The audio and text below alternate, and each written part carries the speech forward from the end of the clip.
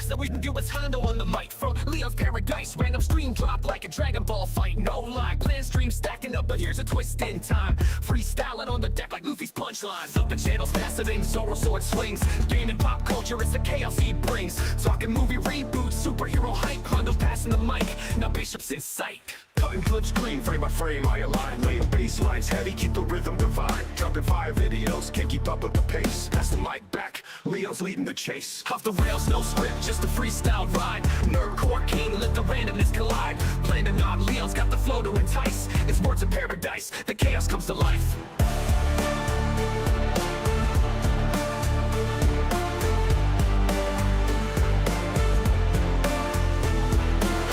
No script, just a freestyle ride. Nerdcore king, let the randomness collide. Planning on, Leo's got the flow to entice. It's words of paradise, the chaos comes to life.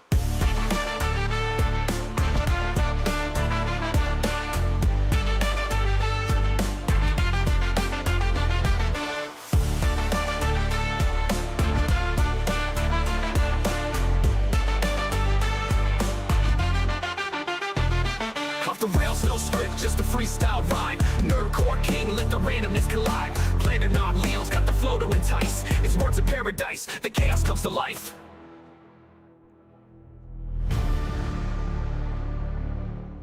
Welcome back to the Sunday Special Stream. How are all you vital idols doing? That's right, the Sunday Special Stream, our nice little get-together every Sunday on the Sundays that you do make sure we hit Tier 3. We gotta hit Tier 3 on Fridays to make sure we stream on Sunday. And what's the rule for the Sunday Special Stream? It's simple. No politics. It's just all chill, relax, reactions, vibes, as the kids say. And I'm so stoked. I'm excited to do it. I've spent pretty much the majority of my day playing Creasol Theater of Idols. I beat it, I reviewed it, left an extensive review on X, Steam, and in the Discord. And now I'm just ready to get down and dirty and have just fun on the internet. Also made dinner, man. I made a nice, solid dinner, baby. Homemade meatballs, homemade baked meatballs, covered in Alfredo and cheddar cheese. Man, also a little bit of Parmesan on there. I was gonna get some garlic, a little bit of onion. Oh man, well, not really onion because carnivore diet, but onion powder. All in all, it was nice. It was solid, just like the pre-stream legend that is Matt Stanford. Matt Stanford starting off the string strong with a 10-banger, says penance for falling asleep during SNH. Also, someone needs to take away my debit card. Take my debit card away from me. No. Nobody needs to take... You can't hear me. What do you mean? Hold on a sec.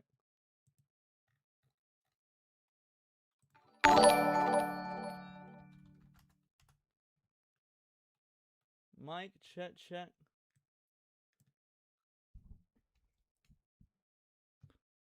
Okay, how about now?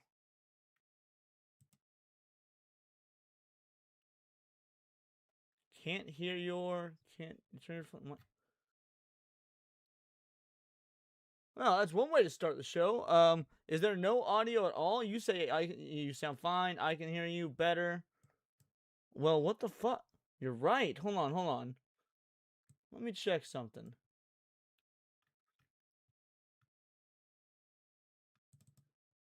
Alright. Let's try something.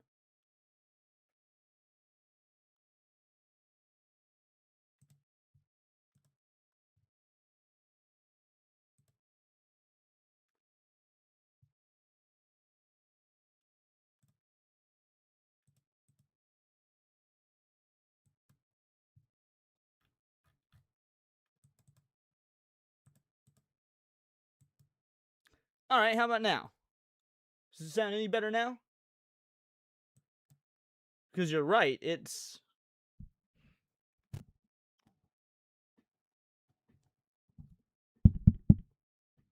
Check 1, 2. Okay, this should be better. This should be about what we're doing. Are y'all tripping? I hear him. I hear Leon. I've heard Leon the entire time. Good. Sound level for the intro is good. Made for super chats. The sound made for super chats is good, but your mic is still low. Is it low now? Yeah, I wonder. No, I don't think they're trolling, Fractal Mage. I don't think they're trolling. Here, give me a moment. What I'm gonna do is I'm going to give me one moment. I'm gonna test something.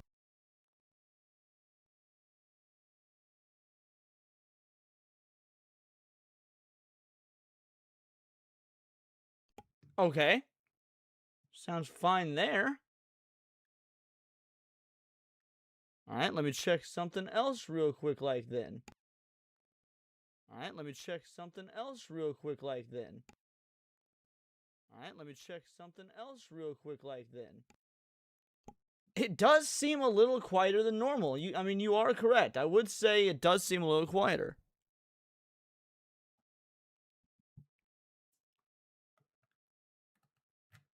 Which is incredibly strange because I have not changed any of my settings.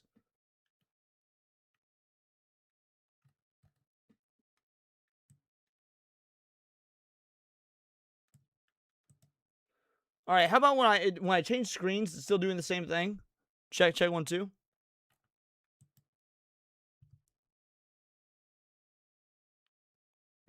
Do I have any updates? None that I can think of.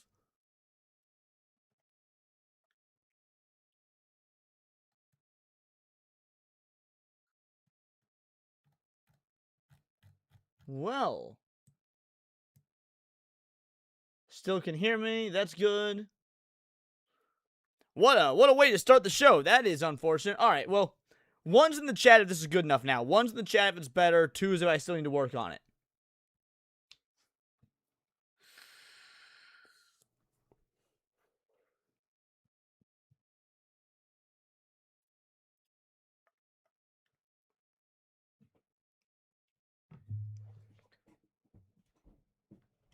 All right. Everyone's saying it's good. All right. If everybody's saying it's good, then that's fine. I have no idea what happened. I just removed and re-added my mic to OBS, and hopefully that fixed it. My mic can't go any louder than this, so all right, that's what it is. So I was in the process of shouting out my boy Matt Stanford coming in, starting us off strong with a 10-banger, saying penance for falling asleep during SNH. Also, someone needs to take my debit card away. No one needs to take your debit card. Just also don't overextend yourself. I will never ask you guys, to overextend yourselves and whatnot. But if you want to do it, by all means, feel free to super chat. It is up to you, your volition. Don't do anything that you shouldn't do. Be responsible with your finances, the whole nine. And speaking of Butter Framed in Gold and War Wizard, both coming in with 2 bangers, says, turn your fucking mic up. My mic was exactly where it should have been and can't hear you. I wonder what that was all about.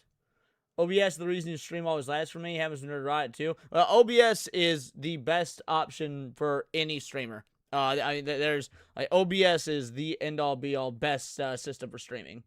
So, I mean, that sucks to suck, but that is the case. Alrighty. Well, all right, let's see who else here. I didn't even get to say hello because we had to fix the mic issue. So we got Matt Stanford up in this house. We got Gal Carrymon is here. Shout out Gal Carrymon. Golden Apples. Scotty G says, I can't stay, but I have a great stream. USA. USA. Nicholas Batten is here. What's up, Nick? Appreciate you for showing up. Who else we got? Eagle Lord, apologize for that topic, but if you heard it, I don't play mobile games. Fuck mobile games. Mobile games don't count. They're not real games. Free Expression Warrior is here. Fractal Mage is here. Shout out. Ghost of Valhalla. Butter Framed in Gold. Jin to Maxi. What is up? Sleeping Nova is up in this bitch. See, the Jeremy Hughes review. I don't think I called you out yet. See, I'm missing anyway. Draconic. Stupinzo. Enzo, don't fuck with me, please. In all reality, things are, because of how the stream started, I don't know if you're probably trolling, but I appreciate if you didn't when it comes to the quality of like the mic and stream, because I need to actually know if the stuff is working. I'm a fucking professional. All right, Dalkamon is here. Shout out Dalkamon. Did I call it Daxonar? Best mod in the whole damn land. Shout out Daxonar. All right, this is where all y'all started giving the ones. That's good. Seabrew. What up, Seabrew? Tiger King is here, my man with a plan. Appreciate you. And I think that is everyone. Excellent. Alrighty. There words we have filtered out. No, we do not filter any words on this channel. We have no words filtered whatsoever. We are a free speech show. There are words that are auto-filtered by YouTube. There are words that are auto-filtered by YouTube. It is what it is. Change if you are in top chat. Change to live chat. Nicholas Batten. you will see more chats that are auto-censored in top chat if you change to live chat. But beyond that, that's really the only option you got. Let's see, what else? Oh, Jin T says, congrats on winning the hockey medal. Dude, again, shout out. Yeah, well done. America kind of killing it in anything skating related in these Olympics. Well done. So yeah, thank you. I appreciate the congrats, Jin. Alrighty, crew. We got a slew of things to check out today. Again, Sunday special stream. You know the drill. No politics. That is the only rule. So we've got some stuff about, the old internet. We've got some stuff about Bleach. It's obligatory on Sunday special streams to talk about food, so we'll be doing some of that. Some Japanese to American work life scenarios. We're gonna do a Skyebrows. Reaction, because I know how much you guys enjoy those. Let's see. Metatron released a video, and then we'll talk a little bit about whether or not Retro Rebound is a shill when it comes to the Resident Evil 2 remake. So, alrighty. Let's get into it. Let's start. A web revival. The internet didn't die. You're just not on it. Let's see what they got, because obviously I'm a massive proponent of dead internet theory. I've been a proponent of dead internet theory for as long as I've known about it. We covered it on Tinfoil Haters. And in my opinion, dead internet theory is... we've effectively proven it's true. We have proven without a shadow of a doubt that dead internet theory is true. So when this says the internet didn't die, you're just not on it, what does this mean? Facebook, Instagram, Threads, X, TikTok, are these really the future of the internet? Platforms that have been designed to keep you hooked on constant stimulation? To segregate you into whichever echo chamber the algorithm decided your demographic was most likely to keep watching? Aiming to keep your attention within the confines of their platforms for as long as possible so that they can serve you as many ads as possible? Have you ever caught yourself scrolling and realized you're not even enjoying your time? The real is... Thankfully, I can honestly say I don't have issues with literally any of this. I don't scroll through Instagram. I don't watch shorts. I get on X to talk shit for fun, and it is a lot of fun. And then I do my stuff here on YouTube with you guys. I've never understood, like, the doom scroll mentality. There's so much shit you could be doing. Like, first, also, doom scrolling is a weird phrase to me. When I am scrolling, it's usually fun.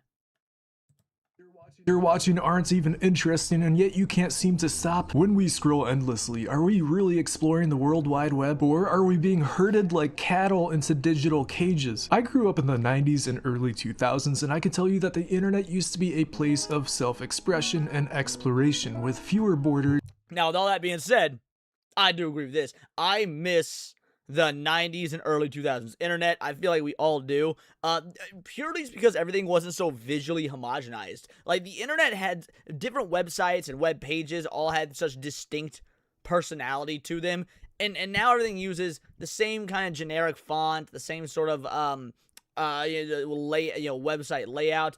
It just doesn't feel as creative, and of course that is all by design. They have min-maxed how to get these websites to function and be the most, like, homogeneously acceptable for all demographics. It is incredibly boring, but I do love how fast internet is nowadays, and the communal sense of shit posting. That is good. There's fewer walled gardens. When I was around 10 years old, I spent my time on the computer making my own websites on Xpage, GeoCities, and learning HTML on Funky Chickens to customize my Neopets profile. I grew up when direct message... Bro, I wonder if I could get into my Neopets account still. I wonder. I don't know if I even remember my Neopets name. Like, the login name that I would have used. That could be fun to try and log in to my Neopets account. It's probably been a decade and a half or more. I might need to do that on stream. I might need to see if I can access Neopets. Messaging was done through AIM and MSN Messenger, and I don't recall those ever having some crazy microtransaction shop or leaking sensitive user data. What I can tell you though is that the internet was a different place back then. It was slower paced, it was personal. Chat, I'm gonna have to ignore you guys for a bit while this video is going. I'm obviously gonna be reacting to and commenting on it, but I'm also gonna be trying to get into Neopets, so bear with me here. It was creative and it was social, even without social media. We didn't have to deal with these giant conglomerate platforms that we had to sign up for just to stay connected with our friends. Instead, people just made their own websites and they linked to one another. The social internet felt more intentional. And people, not platforms, owned the internet. Standards and user expectations were different back then. And even when MySpace arrived on the scene, we were still given complete control over the appearance of our profile. Everybody learned how to effectively code. Everyone learned HTML. Dude, I am so ashamed of my old MySpace profile. Like, it is the most emo boy. It is definitely 2006 era emo kid. It had all like the bleeding roses and like Mario headbanging. Back in the day, I had massive like big bushy scene hair. Yeah, I'm glad. I'm not glad it's gone. I have such fond memories of it. But who is probably good that that's lost to time. Fast forward 20 years later and everyone seems to be stuck in the confines of the same large apps and platforms, complaining about or just accepting that we're being harvested for our personal data to sell to advertisers. Meanwhile, our attention spans are being hacked to keep us on the same few platforms for as long as possible. And they don't even let us decorate the style sheets of our own digital holding cells. Social media platforms and their algorithms seem to have not only sucked the soul out of the World Wide Web, but soon will be forced into handing over our identities just to participate. What happens to the old internet? Did it really die? Or is life and hope still out there? Well, I mean, yeah, I think we could say it 100% died. Like, and by design. The concept of what made the internet died by design. Because when the internet first emerged for the public, because remember, ARPA had the internet back in the 60s. When the internet first appeared to the public in the 90s, there was no clear way on how to monetize it yet. And again, with monetization comes efficiency, so you can monetize better. It is dead without beyond repair, but who knows? Maybe he's got an interesting theory here. Somewhere, just a couple clicks away. Welcome to my website. Yes, my personal website with silly little JavaScript games, half of which are broken, and a bunch of pixel art that I spent way too much time working on in Photoshop. Not for profit, but just for fun. Working on this website has been one of my favorite hobbies for the past 3 years. It's kind of a secret. I hardly tell any of my friends about it, and no one in my family knows. I am struggling, man. I don't even remember my Neopets. I think I remember my password. That's the thing, but not my username. What was my username? Man. It honestly kind of kills me that I don't remember what it was. Fuck, I really wanted to check out and see what Neopets is like nowadays. That it exists. Maybe because I'm a little embarrassed by how childish it looks. But it's my website, and it's under my control, and its creation was fueled by passion and nostalgia for the internet of my childhood. And compared to my time on Facebook, Discord, and Instagram, I have never been more satisfied with my online experience. This is my little corner of the internet, and I am free to do whatever I please with it whenever I want. I even get to write about my personal projects away from the eyes and ears of big tech platforms. But the crown jewel of the entire site, the center stage of it all, is this humble chat room. Yes, a real live chat room. This chat room is what I cared the most about. It's why I made this website, to relive the glory days of old chat sites and web cafes hidden in small unknown corners of the World Wide Web. A place where web traffic trickles. A place where, if you're lucky enough, you might stumble into a deep conversation with a stranger you'll never see again. Or if you're really lucky, keep running into the same regulars and make new friends. A place where there's no pressure to be visually. I love this. Like, just from a purely aesthetic aspect, this is awesome. This does the graphical fidelity is a bit too good to be the old internet, but I mean, I don't know if you could really recreate that anyway, but it definitely evokes the right sensations. Anyone else but anyone else but yourself, a place of serendipity, a place where you can be yourself, be anonymous, and not be forced to sign up for an account. And about a dozen times a day, someone will stop by and say hi in my chat, and I'm always thrilled to see it. So who are these people? Well, they're certainly not the friends and family who I haven't told that the site exists. I don't spread my website in Facebook groups, I don't post it on Discord servers, and yet I get dozens of visitors every day. Where are all these people coming from? Well, my website happens to be just one of thousands upon thousands of personal websites that are online and active right now in 2026. And just like back in the day on the internet of old, we all link to each other, we all visit each other's websites, we're all web surfing the net looking to see what there is to discover. Look right here, I have my own links page and I link to my net neighbors and they link back to me. I almost want to make one for Words of Paradise. I'll be real. I almost want to make a word. What's this called? Neo Cities? Because it'd be a throwback to the old Geo Cities. I almost want to make one for Words of Paradise. That would be so much fucking fun. People in my chat room are web surfing. They're on a journey across the internet, and my little chat room is just a short and sweet resting spot to hang out for a moment during their adventure. People come, people go. Sometimes I'm lucky enough to see them return. Many of these visitors have websites of their own, which I visit too. And all of these websites are a part of a larger movement away from big tech platforms, a movement that has been growing momentum since around 2016, a movement which has been coined as the web revival. And right now, we're on the indie web, which is essentially a massive network of personal websites that are all owned by individuals like you and me. You can join too, even if you don't have any coding experience. So many passionate people have made setting up and coding your own website easier to understand and begin doing than at any point in the past. And there are thousands of people from all walks of life with all kinds of different interests working on their websites right now. There are so many coding tutorials, example layouts, and pre-made templates you can begin with, and a handful of decent web hosts that will host your website for free. If you're into home servers, you have the additional opportunity and excitement. Wait. Did I just... Guys, I may have got it. I may have got my Neopets account. Hold on a sec. I may have got the Neopets account. One moment, boys. We might have done it.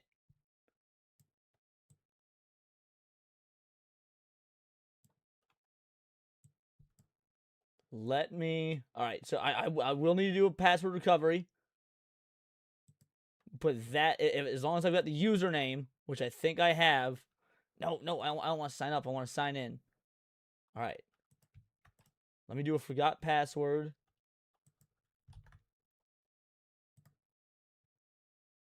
All right, hold on, boys. We might be doing it.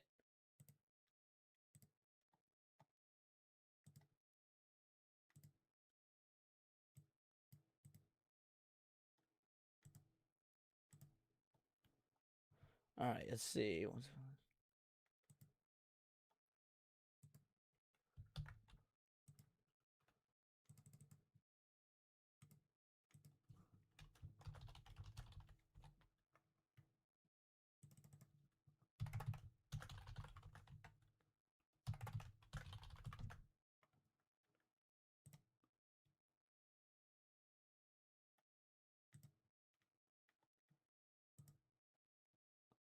All right. I just reset the password. Guys, we might be doing it. Log in with old Neopets accounts.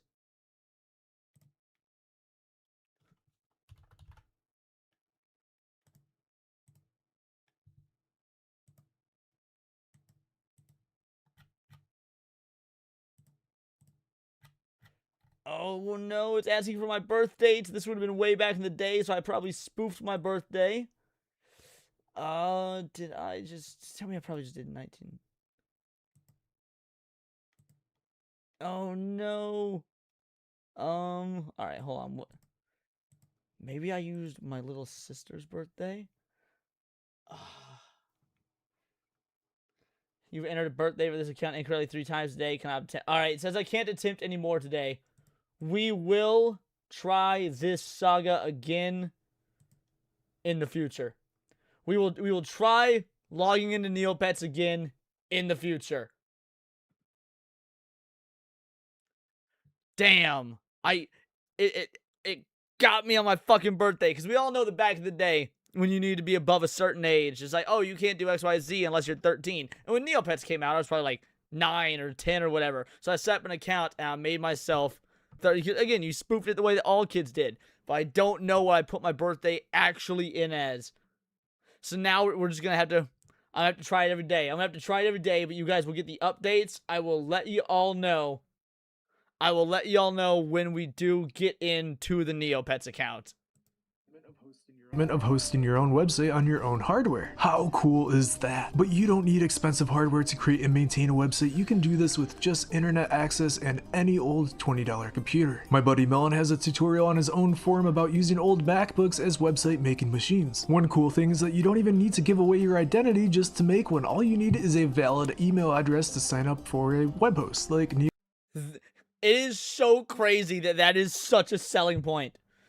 Hey, you don't even need to provide ID. Like, that, in the modern day, with everything that's going on with Discord and whatnot, that is such a strong selling point.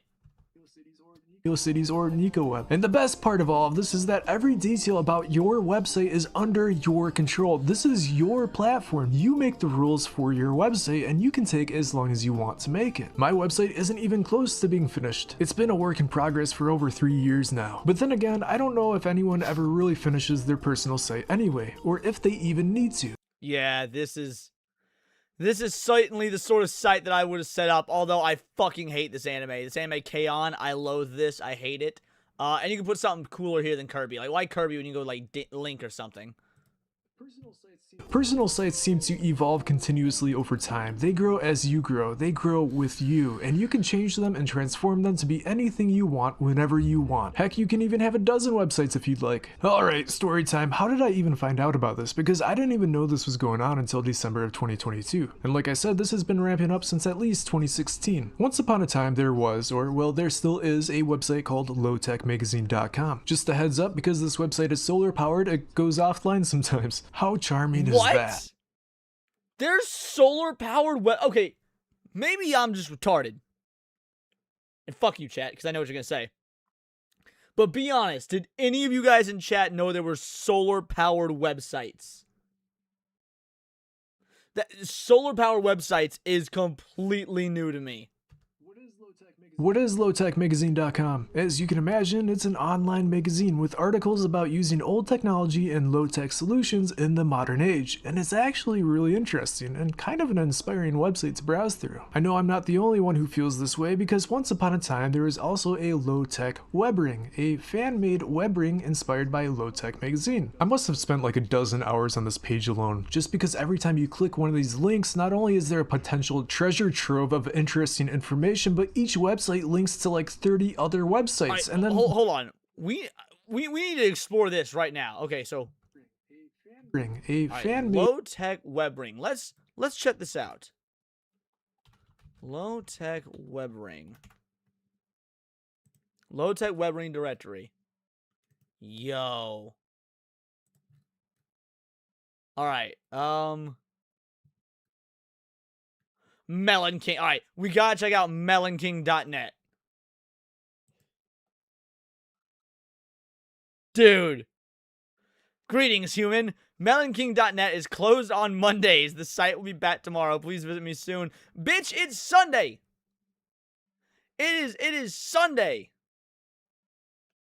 Yo, fuck Melon King. Tiny Bird. Oh my god, let's check out Tiny Bird. Max Bradbury, email, Fediverse, NeoCities, Gemini Games, Code, Flickr, Lost, Software Game. Alright. They haven't updated in a while. September 2025, new software toy. Fighting baseball name. What? Fighting baseball name generator. Fighting baseball name generator. Alright.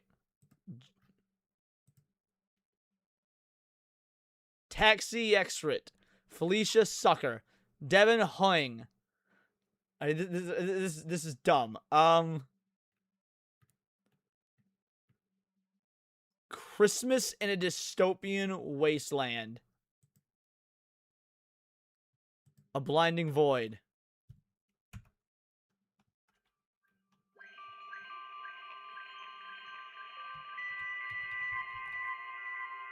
I built this log cabin just before things went south.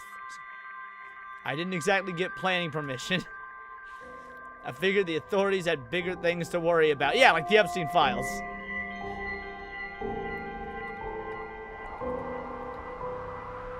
I remember last Christmas when the snow started. It was such a novelty. Kids and adults alike rode sleds through snowballs. It all felt so magical. After a week, the snow was chest deep. All right, well, this is gay. That's awesome. That's awesome. All right. Ooh. Should we check out evil.net, an evil homepage? What do y'all think? Should we check out evil.net? I think we should check out evil.net. Fuck, it's evil! It's just this, baby. It's just this.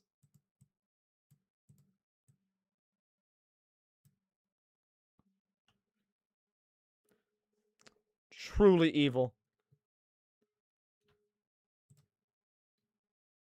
Any of these look interesting to you guys? I'll leave it right here. Let me know what one you guys want to see. Let me know what one we should click on first.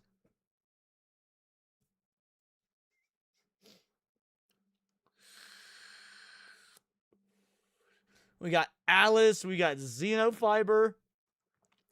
Hyena Network. Echardnum. Harmony Zone. TN5421. All right, let's do TN5421. Home, about me, software Rex, links, don't see any contact. All right, so we'll check out home first.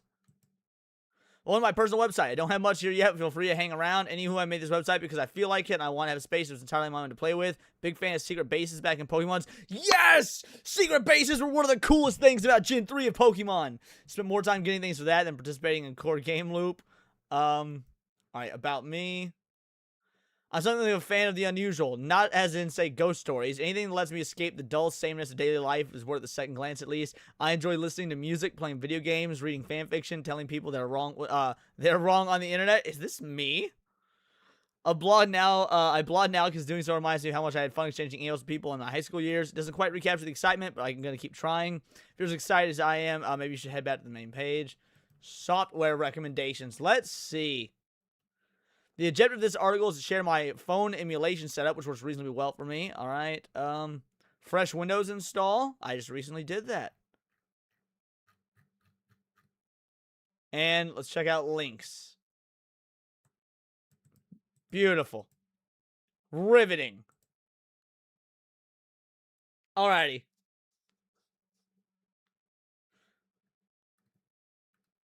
What else? What else looks fun?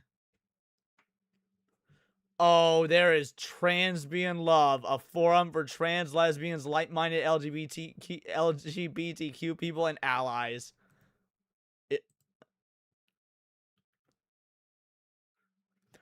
194 registered users, 5 active. Oh, that's fucking funny. Oh, Onion Boys, this is a guy from the video we're going over? Sorry, you're not welcome on my website. Fuck this dude.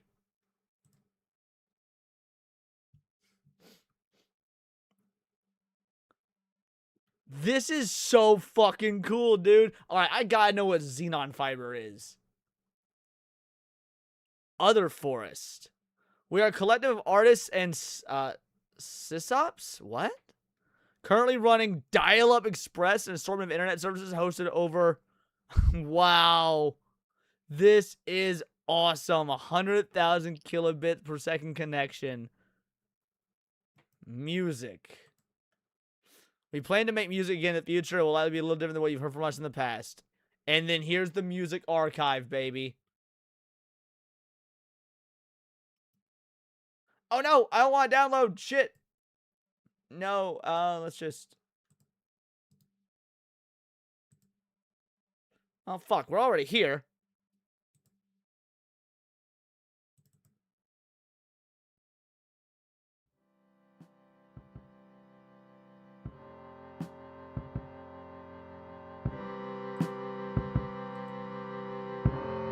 Oh, no. Did I pause it? Oh, okay, no, it's because I closed the link. All right, that's fine. All right, gallery, Freya Raccoon Cat. Okay. Know what? That's enough of this. That's enough of this site. All right, so Xenon Fiber is not a good site. Let's get back to the video we were watching, guys. This is awesome. This is so much fun. Webring inspired by Low Tech Magazine. I must have spent like a dozen hours on this page alone, just because every time you click one of these links, not only is there a potential treasure trove of interesting information, but each website links to like 30 other websites, and then those all look interesting. So then you end No, up I'm going sure they're not down gonna this cut streams for a fat cartoon character with titties. I'm sure it'll be fine.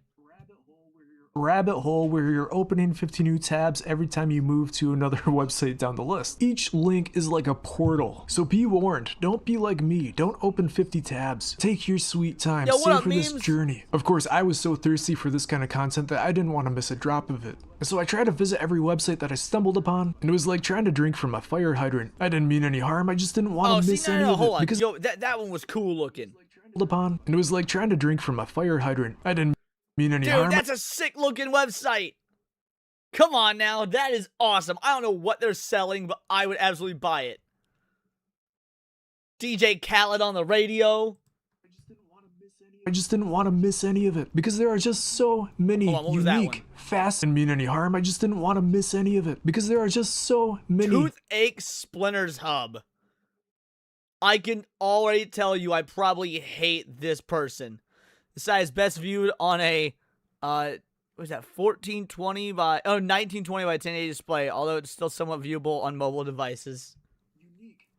Unique, fascinating, and beautiful websites out there, made by people like you and me. This is the intentional internet. It felt like I had found a side of the net that I hadn't seen in decades, a part of the internet that I thought was gone for I good. honestly think we should set up a Words of Paradise one.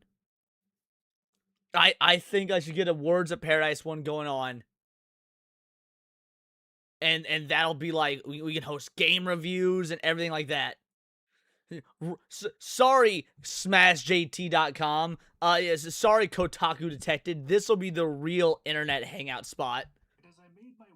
And as I made my way down this list, eventually I reached the website of Melon King. And this was the website. Fuck the Melon King. We just checked on Melon King's website and it was bullshit. We just checked on Melon King's website and it was bullshit. It's apparently offline on Mondays. It's not even fucking Monday. That really brought me back in time, capturing the essence of my childhood experience on the internet during the early 2000s. Melon is an artist, truly an artist, and the experience he created with his website is more than just an artwork. He's cultivated a community via his own retro web forum. It was on his website that I learned about the web revival and how so many websites just like these were popping up every day online. His platform I get and there's his money on the other side of the world, but fuck the other side of the world. America is the only place that matters. creations are what finally sold me on joining this movement. It's when I decided I was going to make a website of my own. So on January 1st, 2023, I signed up for an account with a static site host known as NeoCities, and I built myself a basic template, found a little chat box service that I could add to my site, and thus my chat room was born. Anyway, I have learned so much. What if this is how we replaced the Discord? What if this was how we replaced the Discord? Fucking members only Words of Paradise forum site. That would be funny as hell. Since then, and the stuff I've discovered thanks to these online communities has led me into so many new hobbies. It's really been an enriching It's experience. playing a chiptune version of oh, what's that Weezer song?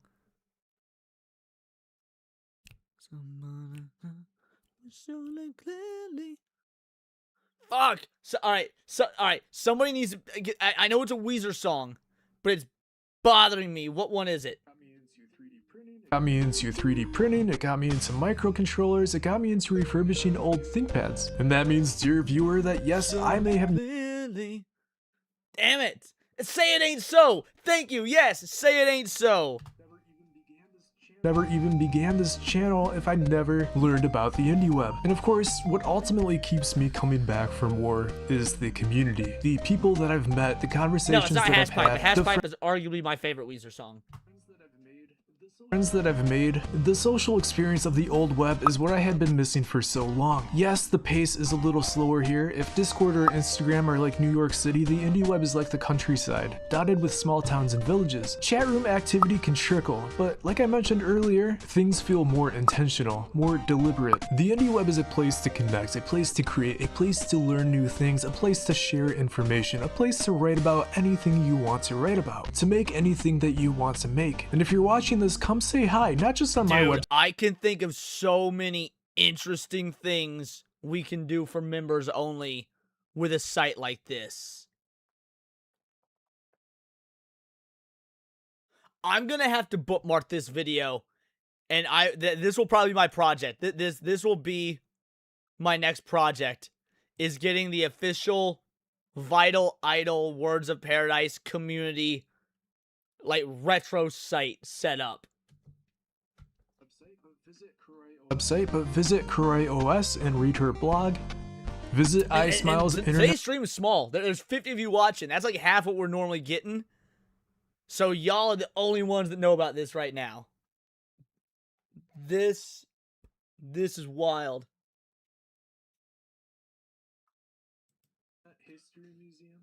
History Museum. Visit Kali's tea room and wish her well. Read some silly goose facts.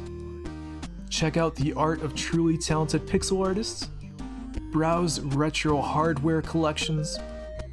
Leave some messages on some random websites. Listen to a public indie music stream that's only up once a week. Sign a random guest book or two. The point is, you don't even necessarily need to make a website to be part of the indie web. Just come join us and help make it special. I grew up making websites. It's actually how I met one of my best friends in 2002. I have made one website my entire life, and it was just while I was learning coding to see if I could do it. Almost every day, nearly 25 years later. Right now he's working on his first multiplayer browser game called Heartlands, which you can play for free in your browser. Just go to this website and sign up for an account. It's a creative sandbox game where the entire world is made up of blocks that are drawn by players. It's really chill, it's an active development. My friend's been working on this almost every day for like over a year now. So make sure you go play, leave some feedback, he'll be glad that you did. As for making websites just for fun, this is something I stopped doing for a long time, and it's great to be back at it. And if you think you want to make your own website, there is this huge list of helpful resources on a single page compiled by the 32-bit cafe community. It has links for anything you can imagine when it comes to building and running a website on the indie web. I'm going to put this link in the description of this video so that you can access it easily. As far as free hosting goes, I recommend using NeoCities. If you have a recommendation, just throw it in the comments below. Oh, and this is kind of random, but if you're quitting Discord, you can use Discord Chat Exporter to archive any chats that you want to save, and then you can... What? So, dude, we don't even have to lose our Discord history.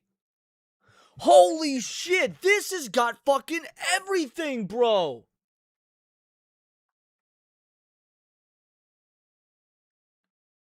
Hugo, I might be hitting you up to get, like, assistance with this now and again, but I think this is the next project. Holy shit, this is awesome.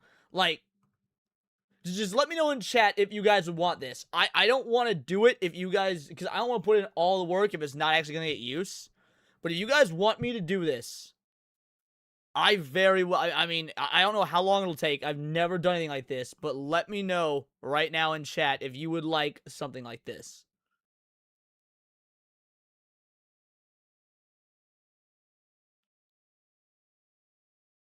I'm shook. Use Discrub to easily delete all of your messages. It takes a bit of time, it's like 3 seconds per message, but it's automated and it works inside of Brave, so I just kept it running for a few days in the background. It got rid of over 100,000 messages of mine. Who knows how data storage truly works over at Discord, but any potential avenue for removing your data off of their servers is worth a shot. Anyway, thank you for stopping by. I hope I was able to open a door for you to discover something fresh, new, and exciting for you today. And if you you decide to start your own indie web adventure, I wish you all the best on your journey. If you happen to have an old ThinkPad, that is the perfect website making tool. And if you're watching this video on that old ThinkPad, you have internet access. You have links to all the resources and free web hosts. You've got everything you need to get started. So have fun, get excited, get started, take care. I am so happy that this came up in my recommended feed. I am stoked this came up in my recommended feed. This video is only 3 days old. Here, I'm dropping the link in the chat for you guys. Definitely give this one a like. Dude has only got like a little over 1,000 subs more than me. So this is a small account, but this video blew up. So yeah, give the dude some love. That was awesome. Wow. I think it's official. I think this is what we need to do. I think, dude, we'll get like pixelized versions of me and the mods, and then you guys that could, so for those of you guys that don't know, I added a $10 membership tier, which no one's taken up on yet, which is totally fine. But part of the $10 membership tier is you'll get access to, you'll have pixel art versions of you or whatever you want to represent you at the end of every video as like a big thank you, like in some sort of handcrafted pixel art world. This very well could be added to that, like the pixel idols tier. You could have yourselves as like avatars in this. I don't know how it all work. I'm just brainstorming ideas. And no, we weren't looking for Discord alternatives. That's not what this was. It just so happened that that came up while we were hosting it. Dude. That was awesome.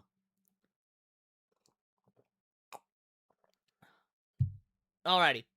I need to switch gears for a moment. I'm waiting for the first 4 upgrading. The membership time here is yes, I believe upgrading does, like, let's say you remember for 6 months and you up your membership to the new kind, it would be like, oh, 7 months. Yeah, fate has spoken today, Hugo. Agreed. I almost want to end the stream to start working on this. I'm not going to do that to you guys. I'm not an asshole. Y'all paid for the Sunday special stream. We're getting a full-length Sunday special stream. But, dude, that is the coolest thing I've seen today. Alrighty, we're gonna have to switch gears. We're gonna have to move on, because I will just be on this one train of thought for like the rest of the night if we don't move on. How it feels being a Bleach fan nowadays. As somebody who does not care for Bleach, I'm curious what this video is gonna be about. Let's go. It is muted. That didn't help whatsoever. Let's try this again.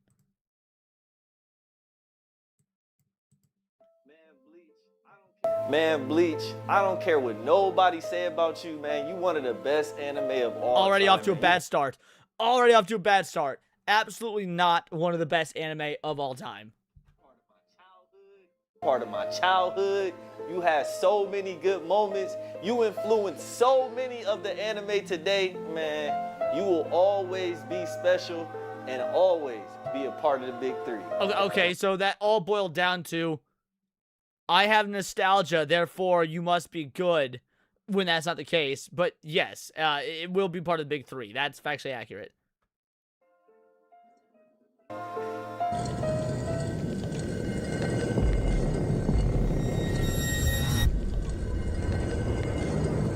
Okay, Bleach is better than Jujutsu Kaisen, though. Bleach is better than Jujutsu Kaisen. What anime is the best of all time? The best? Legend of the Galactic Heroes. Legend of the Galactic Heroes. What you doing with that? I got sent here to replace the worst anime in the big three. Oh, you must be talking about. Okay. The big three will always be the big three. There is no changing that. They are the big three due to what they meant for a period of time and for anime in the West. But About One Piece with the. I need to check the comments.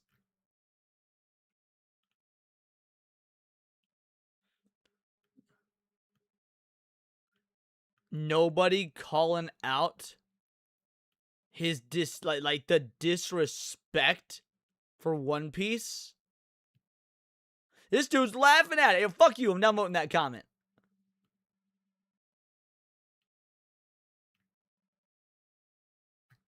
Yo, fuck this video. Already, fuck this video. The dog shit pacing? Okay, let me get out your way. No, it was something. It was that one. What do you use to remove piss? Bleach. Bleach was that one. Yeah, I'm here to replace that one with. Bro, I am so sick of y'all niggas trying to take Bleach out the fucking big three, man. Y'all wouldn't even have JJK if it wasn't for Bleach. Jujutsu Kaisen is literally nothing but a worse Bleach, and Bleach is a worse Yu Yu Hakusho. Like, factual. Where you think you got domain expansion from? It's Timu Bonkai, nigga. The fuck out of here. Look, man, I'm just here to do my Massive job. audio desync? A massive audio desync? What, again? Wait, there's another audio desync? Oh, the video, not me. Okay, well, if it's the video, not me, that's fine. Boss asked for it, and Nah, hell no. You got me messed up. Get that shit out. Get that bullshit out of my face. What the hell, man? Yeah, get up out of here. Ooh.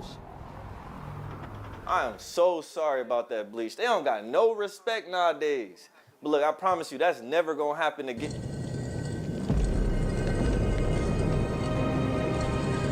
If he wheels in Demon Slayer. Oh, no, wait, what's this? What's he wheeling in? That's certainly not Demon Slayer. All right, what's he wheeling in? God damn it. Like, yeah, I'll admit Demon Slayer is better than JJK, but Demon Slayer is not better than Bleach. In no way, shape, or form is Demon Slayer better than Bleach. Bruh, for real, man, I know you didn't just bring Seaman Slayer. It's Demon Slayer, and yes, I'm been sent back here to replace the worst anime in the big three. So I'll be grateful if you just let me do my job this time.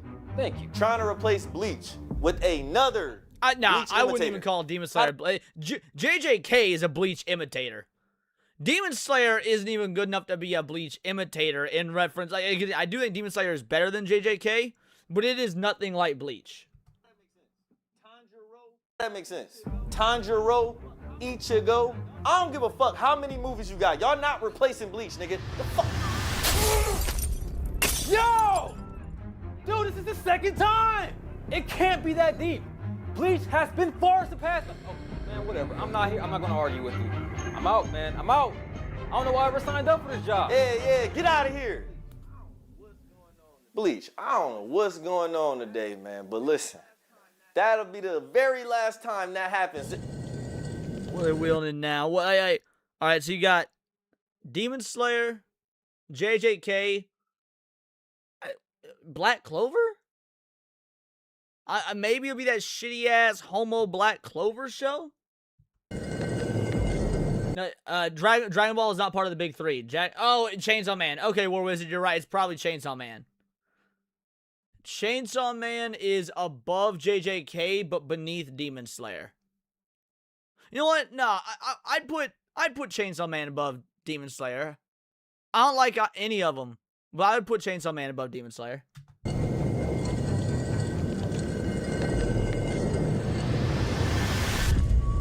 Oh no, I called it. Black Clover. Dude, really? This what we doing?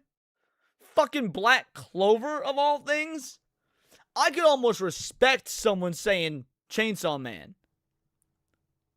Darn Otaku, because Dragon Ball is... The big three does not mean the biggest three of all time. What the big three means, and why there will never be another big three. The big three is a Western term. The big three doesn't even exist in Japan. The big three means the three anime that came to the West at the same time that ushered in the era of anime basically, or at least shonen, becoming mainstream. So Dragon Ball and Dragon Ball Z by extension already existed in the West and were already huge. The popularity of Dragon Ball, of Sailor Moon, of Yu Yu Hakusho, of Cowboy Bebop, of Rurouni Kenshin, the popularity of all those is what ushered in the era of the big three. I should whoop your fucking ass for bringing that shit.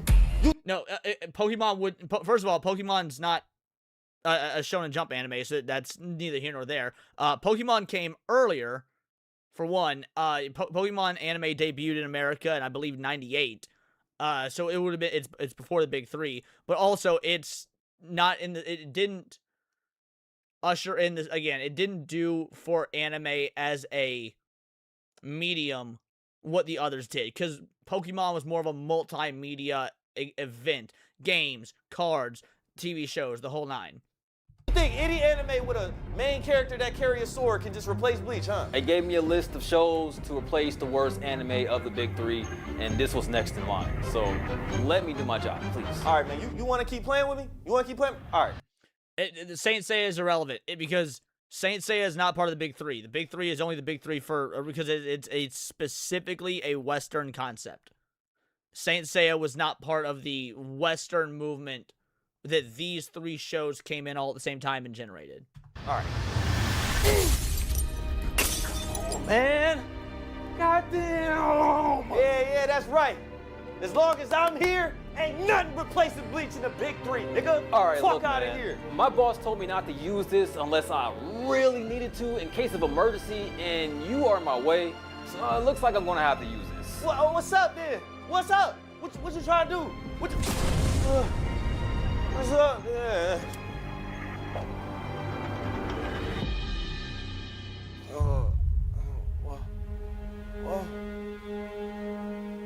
What the Bro, what the fuck? Alright, throwing banana fish up there is actually kind of fucking funny. Throwing banana fish up there is kind of fucking funny. What is that? I never heard of that anime, bro. What is that? Come on, man. This is messed up, bro.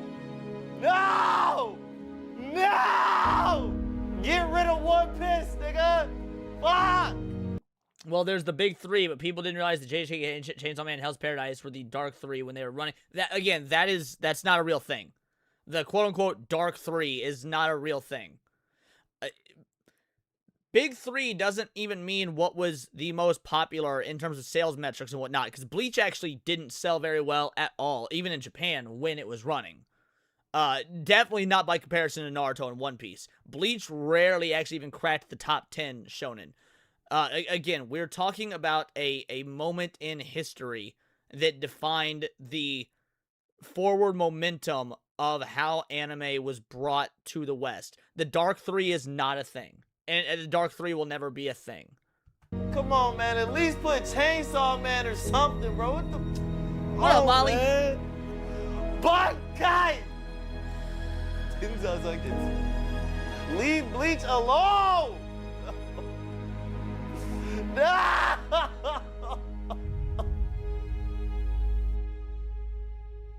What's going on, guys? I hope you enjoyed that video, okay? And listen, if you want to see me continue to make great content and make even better content and maybe even get some bonus content, please consider supporting me.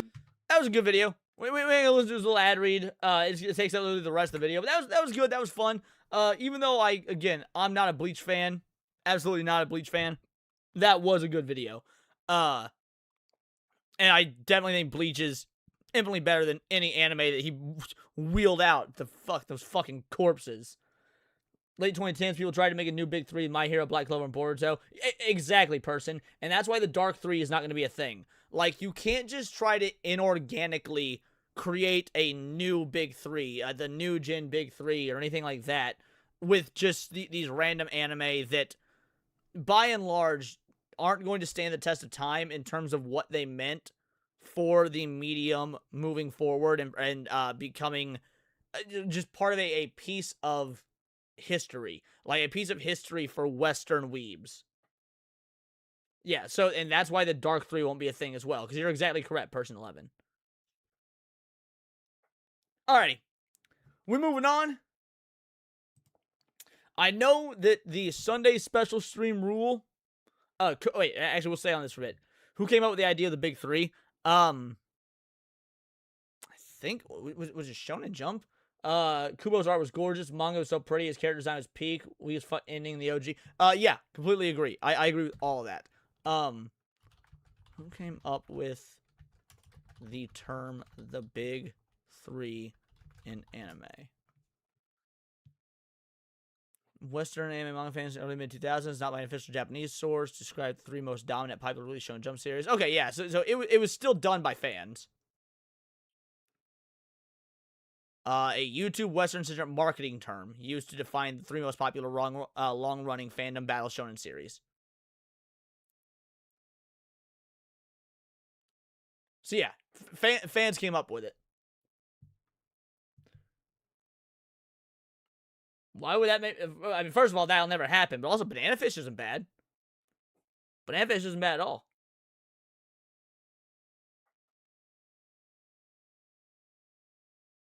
Alrighty. So, it's so weird for Western market to come up with big three because One Piece had a foreign fan base. Well, One Piece had a... I mean, all these anime have a foreign fan base. One Piece had a massive American fan base. I mean, it's... One Piece, pretty much from its inception of coming to the West, had a fan base. It garnered a fan base real quick.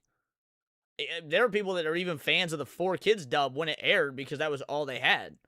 They didn't like One Piece began its manga run in America in 2001, and I started reading it then because I was subscribed to Monthly Shonen Jump, and it began its anime run on 4Kids in like 2003.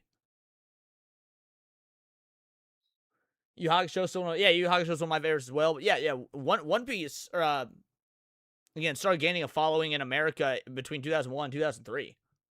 The big three as a term didn't come around until about 2005, 2006. Anyway, we're moving on. They're putting not for human consumption on your groceries. So now again, the Sunday special rule is no politics. I don't consider this especially political. I'm more curious just about the idea of what's going to happen to the grocery market, not necessarily the political aspect behind it. So let's go. You know those scary black box warnings you usually see on heavy-duty prescription drugs? The ones that basically say, pay attention, this stuff could actually kill you? Well, in 2026, those labels are moving out of the pharmacy and into your grocery cart. And once you see what's behind this change, you're never going Bro, soda is fucked. Soda is so fucked. to look at a box of crackers or a healthy granola bar the same way. If you're new here, my name is Lily. I'm a certified nutrition health coach, and y'all, we are in the middle of like a total health revolution. It is changing so quickly, I'm having a hard time keeping up over here. But today we are going to cover the 3 massive changes happening right now in the food world. 1, the not recommended for human consumption label, a new labeling law that is honestly making me laugh. I think it's hilarious, but Yeah, warning, this product contains an ingredient that not recommended for human consumption by the appropriate authority in Australia, Canada, the European Union, or the United Kingdom. Very interesting, the US, so like, they're putting this on US products saying, hey, this shit contains food or ingredients that are not allowed in any of these other regions in the world.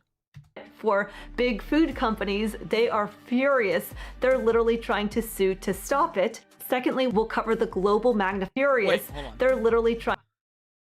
Are you going to trust the skeleton broad to tell you what healthy eating is? She doesn't look skeletal at all. She looks incredibly healthy. Her face is still, I mean, that's a healthy amount of skin and whatnot on the face. She seems like, again, her body seems proportionate. It's hard to tell only seeing her from the chest up, but she does not look unhealthy whatsoever. Trying to sue to stop it. Secondly, we'll cover the global magnifying glass, why Canada and the US are putting little magnifying glasses on your food. And lastly, we'll cover the secret cleanup and lawsuits, how big food is fighting to keep you in the dark, meanwhile changing their product recipes. So whether you're a label...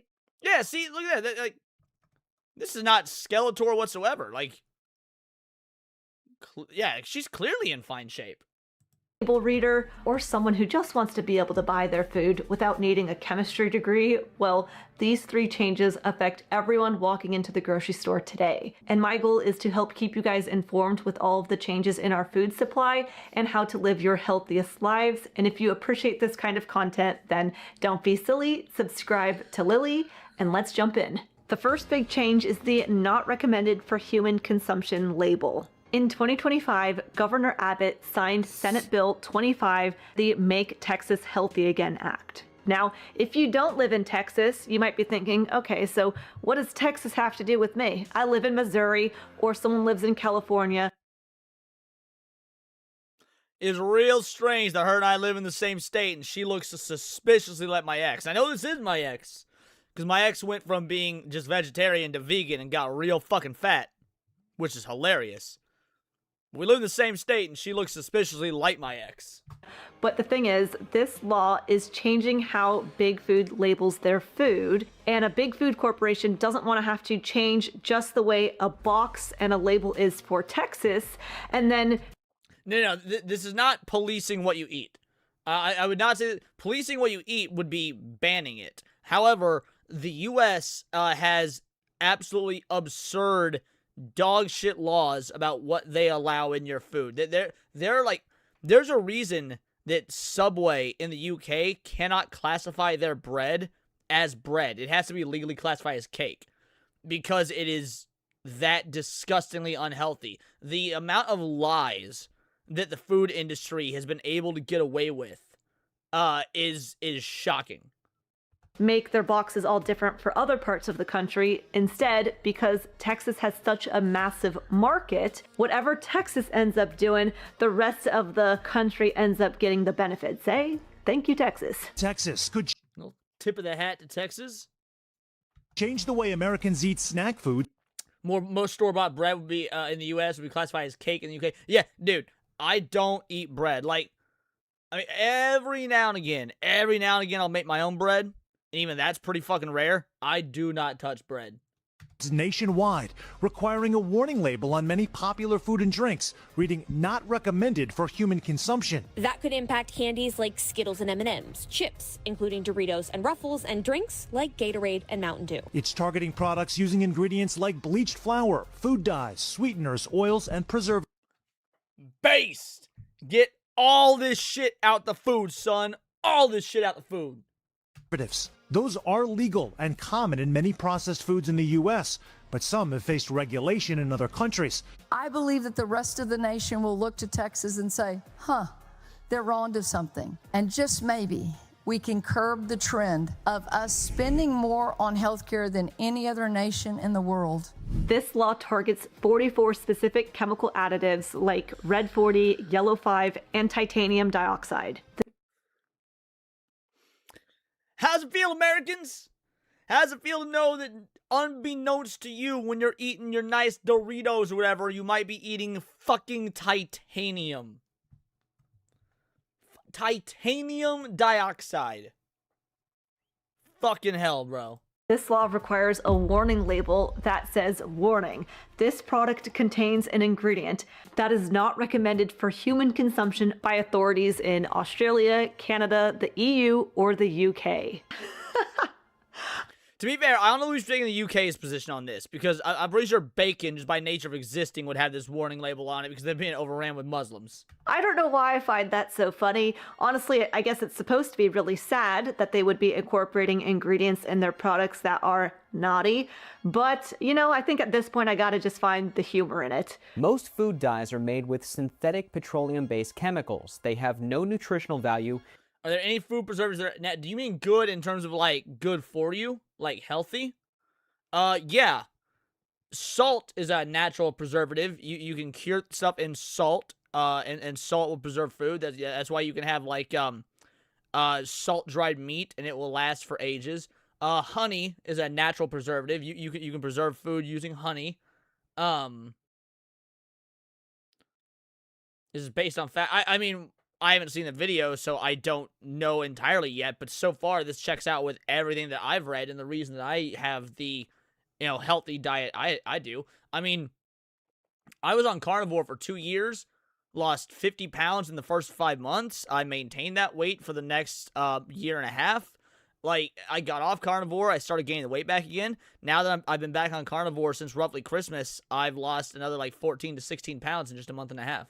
And are only used to enhance the colors. Yeah, vinegar. Tiger King is right. Vinegar's another one. Vinegar's another natural preservative. Yep. The food. A recipe for V-Jolt. Based reference. Anyone in the chat that gets what St. Hugo just said, mad respect. Kellogg's cereals, including Fruit Loops and Apple Jacks, contain yellow 6, yellow 5, red 40, and blue 1. According to the Cleveland Clinic, red 40 can lead to hyperactivity, including ADHD, behavioral challenges like irritability. Yo, CFH90 just became a pixel idol. CFH90, what this means. First of all, you are the very first pixel idol of all time. You were the first one to take the leap and become a pixel idol. Mad shout out to you. So here's what I'm going to need you to do. Pixel idols will be getting a dedicated space at the end of videos with an avatar of your choosing, a character you come up with, or maybe it's a character that already exists, whatever it may be, that is a moving pixel GIF of you, your avatar, your character, whatever, at the end of all videos as a thank you for supporting. There'll be other things as well. Pixel idols also get a 10% discount on the Words of Paradise shop, so there is that as well. But yeah, so what I'll need you to do is hit me up, either on Discord or X or whatnot. I need you to send me what you want your pixel character to look like. Shout out. Thank you so much for becoming the very first pixel idol. This is for you. There's nothing more cool than being hugged by someone you like. But if someone tries to touch you in a place or in a way that makes you feel uncomfortable, you touch them back.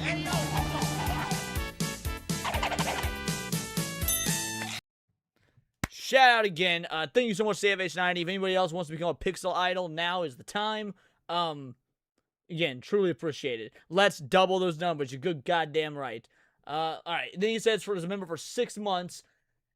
Hail Neon Leon, hail chat, working and lurking as usual. Been keen to upgrade since you added. My man, well, thank you so much. I appreciate that. And then Hugo upgraded his membership to a pixel idol as well. You absolute fucking legend. Truly don't deserve you. You need to do the same thing. You have to DM me what you want as your pixel character, or if you already have a pixel character that you've done, because I know you do game development.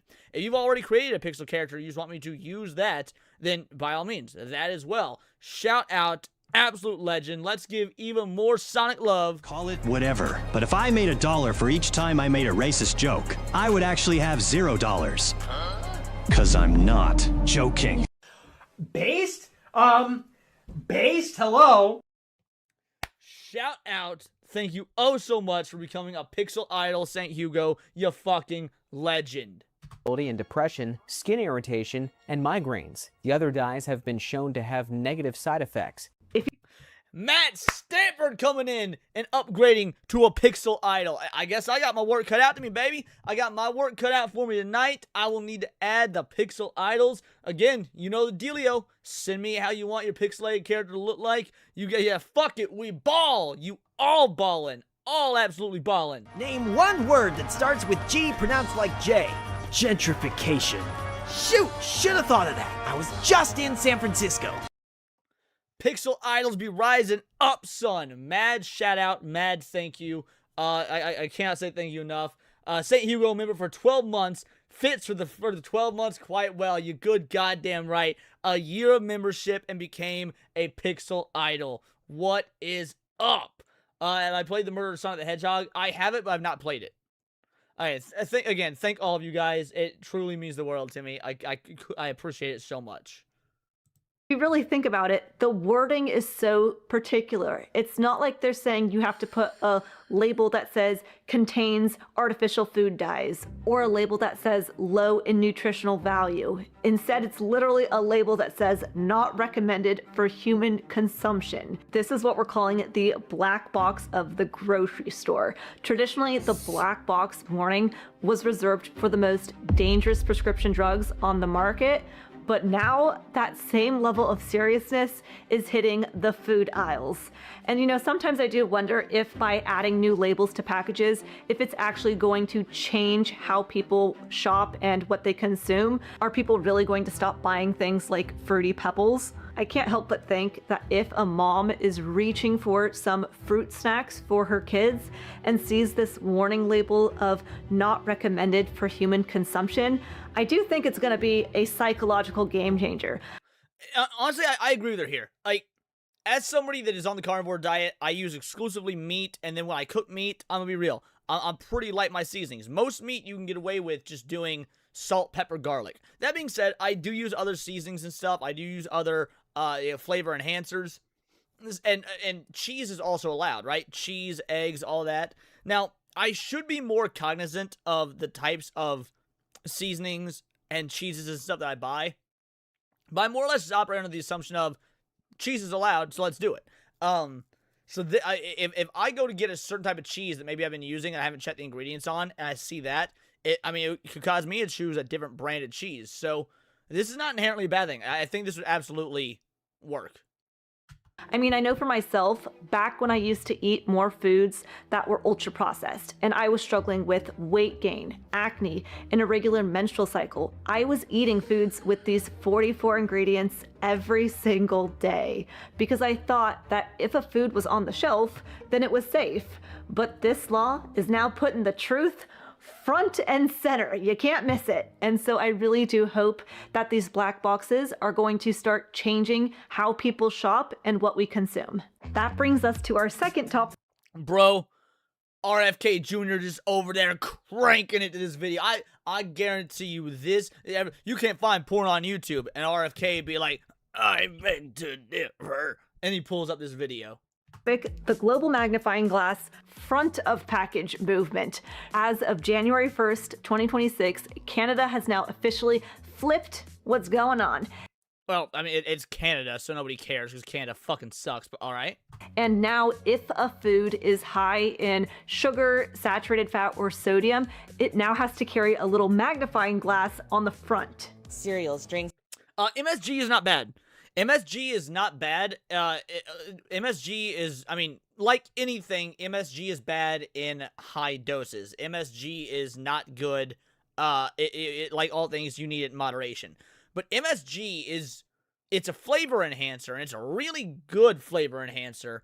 But the side effect of MSG is it shuts off the appetite restriction receptors in your brain. So when you eat stuff that's loaded with MSG, you don't feel full as fast, even though you are getting full. Which means that's why you need to use MSG in moderation.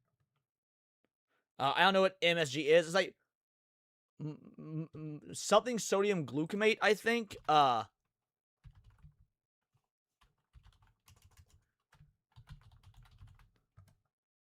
the fuck out of here, Norton. MSG initialism. I spelled initialism wrong. Yeah, monosodium glutamate. Monosodium glutamate. That's what it is. But yeah, MSG is just a flavor enhancer. But it should be used in moderation.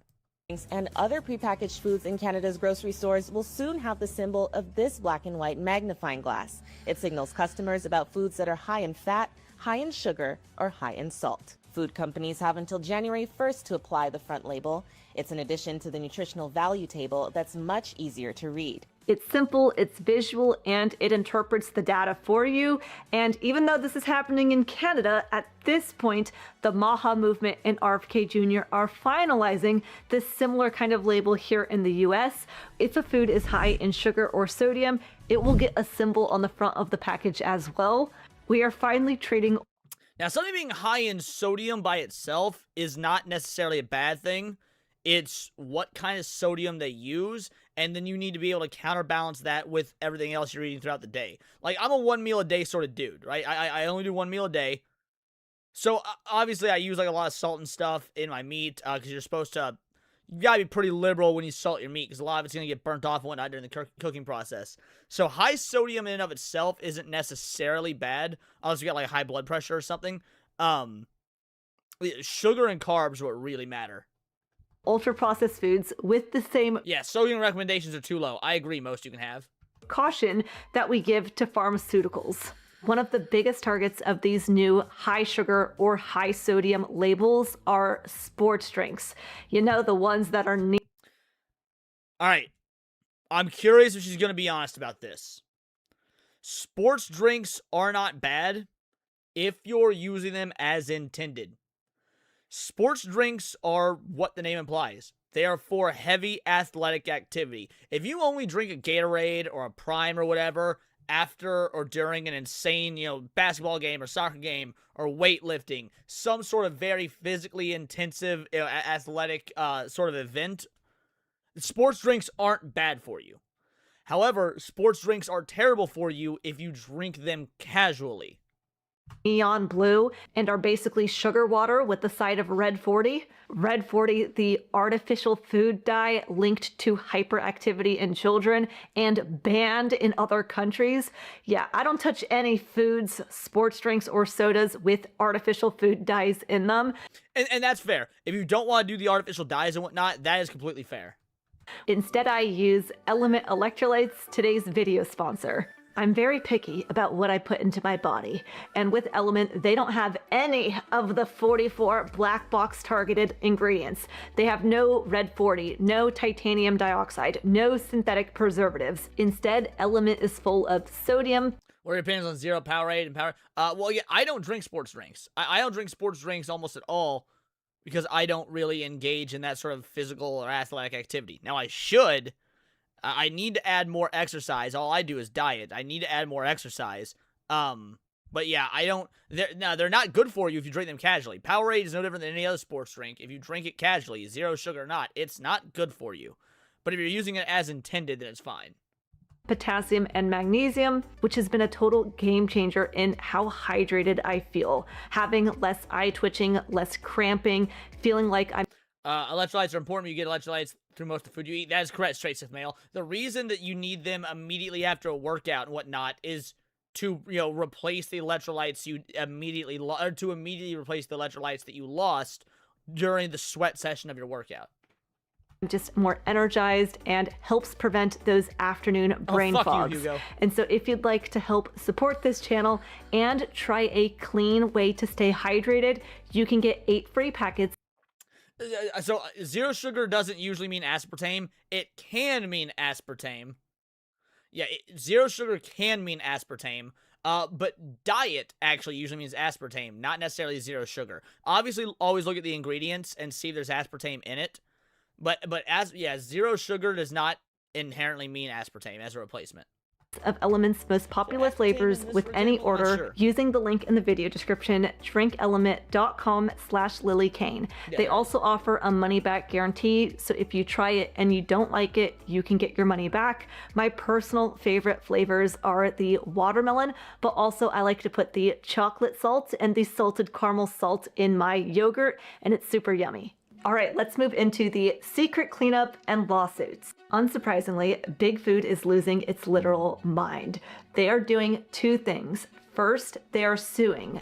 They've filed massive federal lawsuits claiming that by telling you an ingredient is not for human consumption, that's a violation of their free speech.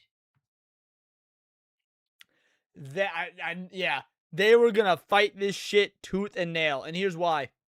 This will likely make food more expensive.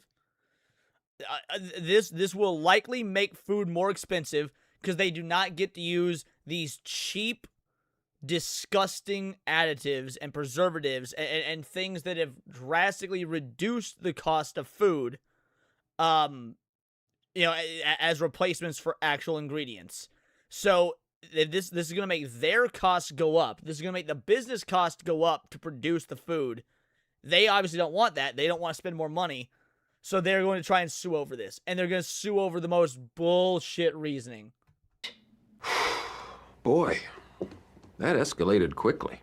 They're literally fighting for the right to keep you in the dark. Big Food's... No, worse than that. They're fighting for the right to keep you poisoned. That's what... They are fighting for the right to keep you poisoned. Argument here is basically we have the right to put chemicals in your foods without you feeling scared about it. But the MAHA movement, led by RFK Jr. and HHS Secretary Marty Makary, they're saying that the scare is actually just the truth. For decades, these companies put the artificial food dyes and other funky chemicals they're adding to their products in tiny font on the back of their packages. And now the truth is being dragged to the front. And so the second thing that big food companies are doing is they're changing their recipes. Have you noticed lately some... And again, that's hypothetically good if they're changing the recipes to go back to using natural ingredients. That's probably not what they're doing. They're probably just using different chemicals and different preservatives and different lab-grown bullshit that effectively has the same effect, but isn't on the list. Of your favorite snacks having the label new recipe or even now made without artificial food dyes. Introducing Simply Naked. PepsiCo removing the artificial dyes from Cheetos and Doritos, making them totally colorless. The idea here from the company is that they are reinventing some of its most iconic snacks, Doritos and Cheetos, 2 types each, and they're basically removing some of those artificial dyes and flavors. Yeah, that's not because these companies care about your health all of a sudden. It's regulatory avoidance. These companies are slowly removing these 44 ingredients from their recipes so that way they don't have to put that scary black box warning label on the front of their package. So in a weird way, it's kind of like those black box labels are already working without being fully... Well, they won't rename the chemicals because the chemicals have their name based on their scientific allocation, like what makes them up. What they might do is refine new chemicals that do effectively the same thing. Implemented. Kellogg's will stop using the food colorings by 2027. The company told Straight Hour News, "We see the growing focus on health as an opportunity to meet consumer needs in even more meaningful ways." Companies including Kraft Heinz... Would you say that Naked Juice is healthy or healthy? I drink and it tastes better. So, I've had Naked a couple of times. I don't particularly care for it. It's still got way too much sugar in my opinion. But I also, since I'm on the carnivore diet and have been for a couple of years, I can't drink it. So I don't really know what Naked is like nowadays. Hershey, Tyson's. I don't know. I think you should already know what's good and bad for you. Well, not necessarily, because like there have been a lot of scientific advancements and things that have been better for us, that have helped us. Knowing what's good and bad is very tricky if you live in a society that has never had transparency around what's good and bad. That lack of transparency, like, for example, we were all lied to about butter. We were all lied to about trans fats. If you grew up in the 90s, if you were a 90s kid in America, because I don't really know if this happened anywhere else. I know it happened in the UK as well. But I don't know if it happened anywhere else besides America and the UK. But if you were a 90s kid, I'm sure you saw all the time. Now with zero trans fats and stuff like that. Trans fats just effectively meant butter. Because the sugar industry lobbied the government to and lobbied all the scientists and doctors and researchers and paid them off to make the claim that all the negative health effects of sugar were actually being caused by butter. And because of that, butter and other trans fats got removed from all these prepackaged foods, while the sugar content remained the same or even grew, and it was still just as bad, if not worse, for you. And they were able to lie and manipulate you into thinking that you were doing something healthier because it had zero trans fats. And it was a huge lie, and the sugar industry got busted for this in 2012 or so, if I recall. I think was when it was. When was the sugar industry sued for lying about butter? Okay, that's a bad way to phrase it, so it's fair enough to call me out, but... Okay. Against I can't believe I'm focused on marketing, not the sugar industry's lobbying, alleged product. That's... Okay, no, all right, this is what I was talking about, though. So the revelations about the sugar industry's actions in the 60s were published in JAMA International Med. So 2016 was when all the findings came out. So yeah, it was 2016. So even because I did phrase that poorly, Google's right to call me out on it. But I got the answer we needed at the end anyway. Fellas, over 2 bangers is margarine sucks. Yeah, margarine is awful, and it's awful for you. Exactly. And others have made verbal commitments. Now, again, not necessarily because Big Food suddenly cares about your health, but you know, either way, it's working and I'll take it as a win. A lot of people don't know that Goldfish crackers are 68 years old. Cool Whip is 60 years old. Doritos chips are 62 years old. The majority of foods in the grocery store now that people think of as normal didn't even exist for our grandparents. And so for the past 70 years, we've been told that these foods, they're totally fine. And now we're finally having some labeling on the package that is telling the truth. Now, to be fair, yes, these foods are old. However, a lot of the older versions of these foods were better for you. This was before soy became the norm. Well, actually, this is the 60s. It would have been right around the same time. But anyway, the industry wasn't the same then as it is now. Tootsie Roll, for example, Tootsie Roll, I believe, holds the record for the longest running candy that has never changed their recipe. Let me make sure that's correct. I think it's like 102 years or something. How long has Tootsie Roll held record for never changing recipe? Tootsie Roll used the same basic recipe since they were introduced in, 1896. This means the recipe has remained unchanged for 125 years. Yeah, 100-year streak. While the manufacturing process is modernized from hand-rolling to high-speed computerized production, the flavor profile, core ingredients remain consistent for over a century. Yeah, Tootsie Roll holds the record for the longest-running candy with the exact same recipe. 2026 is the year where the food industry finally has to show their cards. Yeah, which, by the way, ironically means if you do want some sweet treats, you want some candy, Tootsie Roll is one of the best ways to go. Obviously, all that sugar and stuff still isn't good, or good for you, but Tootsie Roll is a better option than many other candy. Now, whether the FDA actually makes these laws mandatory across the country, or whether the big food industries win their lawsuits, it really doesn't matter at this point because the cat is out of the bag, and people are now starting to ask, wait, what is this in my food? The black box movement isn't about the government telling you what to eat. It's about restoring the choice. So is all the fake honey going to have this label? I don't know. I don't know what's in fake honey. I only use real honey, so I don't know, honestly. That was taken away from us for 70 years. But you know what doesn't get a black box warning label? The ribeye steak, the pasture-raised eggs, the blueberries. Warning label, the ribeye.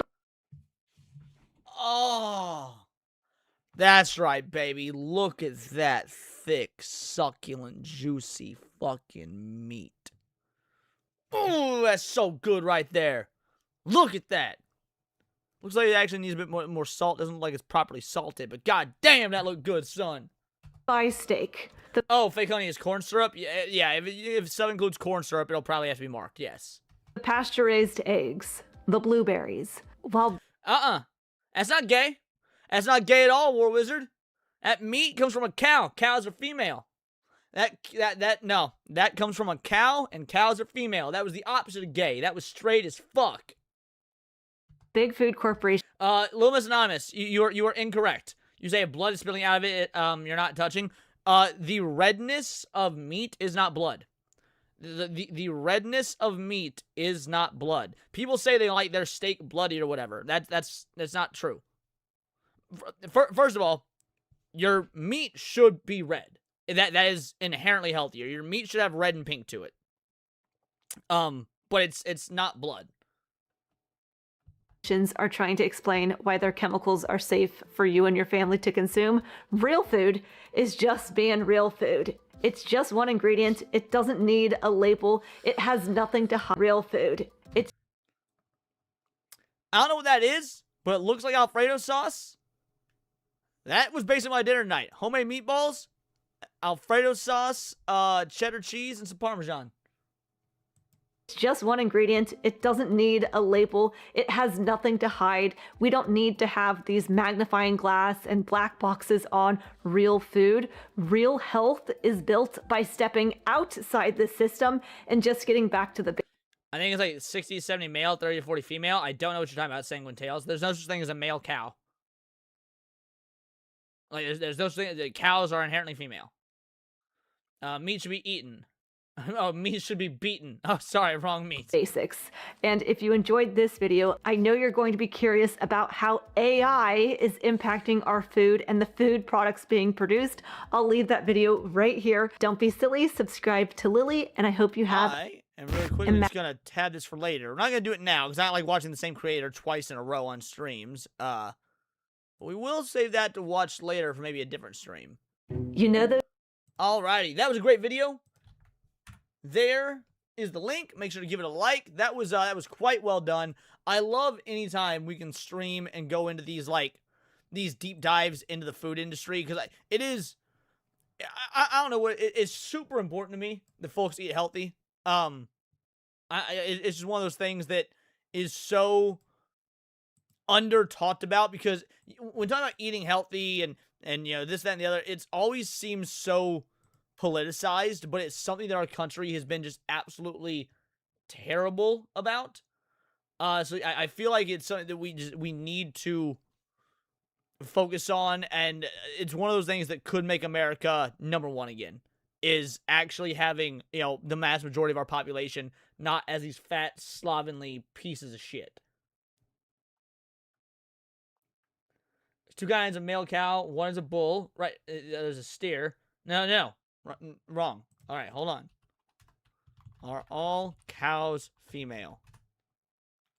By definition, all cows are female. A cow is a mature female bovine that has typically given birth to at least 1 calf. Males are referred to as bulls or steers.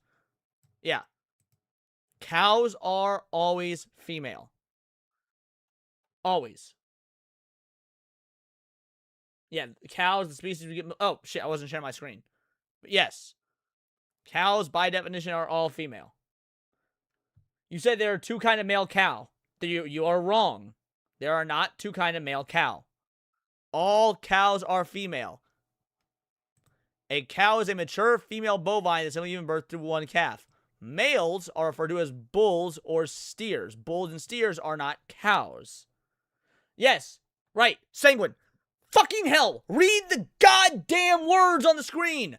Males are bulls or steers. They're not cows. Males and steers aren't cows. Cows are female. Males and steers are male. Bulls and steers are male. They are all bovines. They are all bovines. But a cow is specifically female. While all cows are female, not all female cattle are cows, because they might be heifers. No, cow is not a breed. Cow is the distinction between that it is a female. Yes, steers are castrated, correct. Whether the same breed or not is irrelevant. The breed doesn't matter. Cows are females. After the success of What is a Woman, stay tuned for What is a Cow next. Goes Valhalla. I lived on a farm. I know the difference. Yes, there is no such thing as a male cow. Cow specifically means a female bovine. And frankly, a female bovine that has actually given birth to a calf. But that's neither here nor there. Yeah, Angus, you can say, is a breed. Stop being semantic. They're the same species of animal. No, first of all, semantics are incredibly important, especially when you're debating. But also, you're just fucking wrong. It's not getting into the semantics when you say cows can be male and female. No, they fucking can't by goddamn definition. You are doing the equivalent of calling a dog a cat and saying it doesn't matter, they're both house pets. Just take the fucking L. Christ in heaven, you're an idiot. Stay in school, kids. Stay in school. Otherwise, this is what happens to you.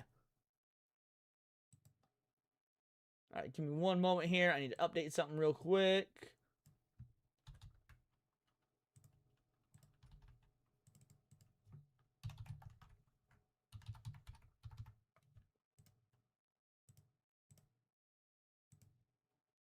Okay, there we go. Had to update for the memberships because those don't show through. All right, that is updated now.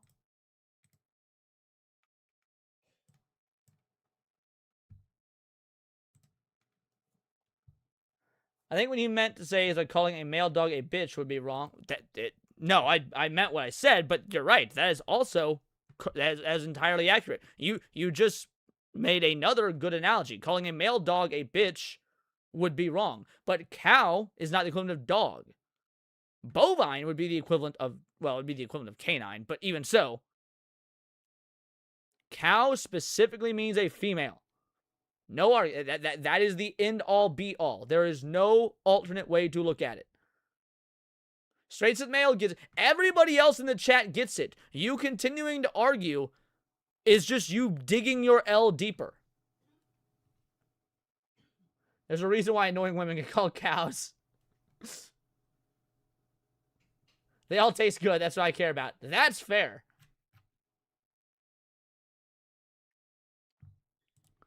Alrighty. Any other comments about cows before we move to the next topic? So I don't want to get off topic because we're watching the next video to talk about cows.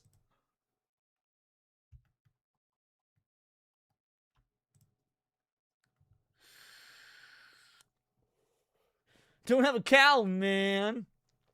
Sorry for making you hungry, Hugo.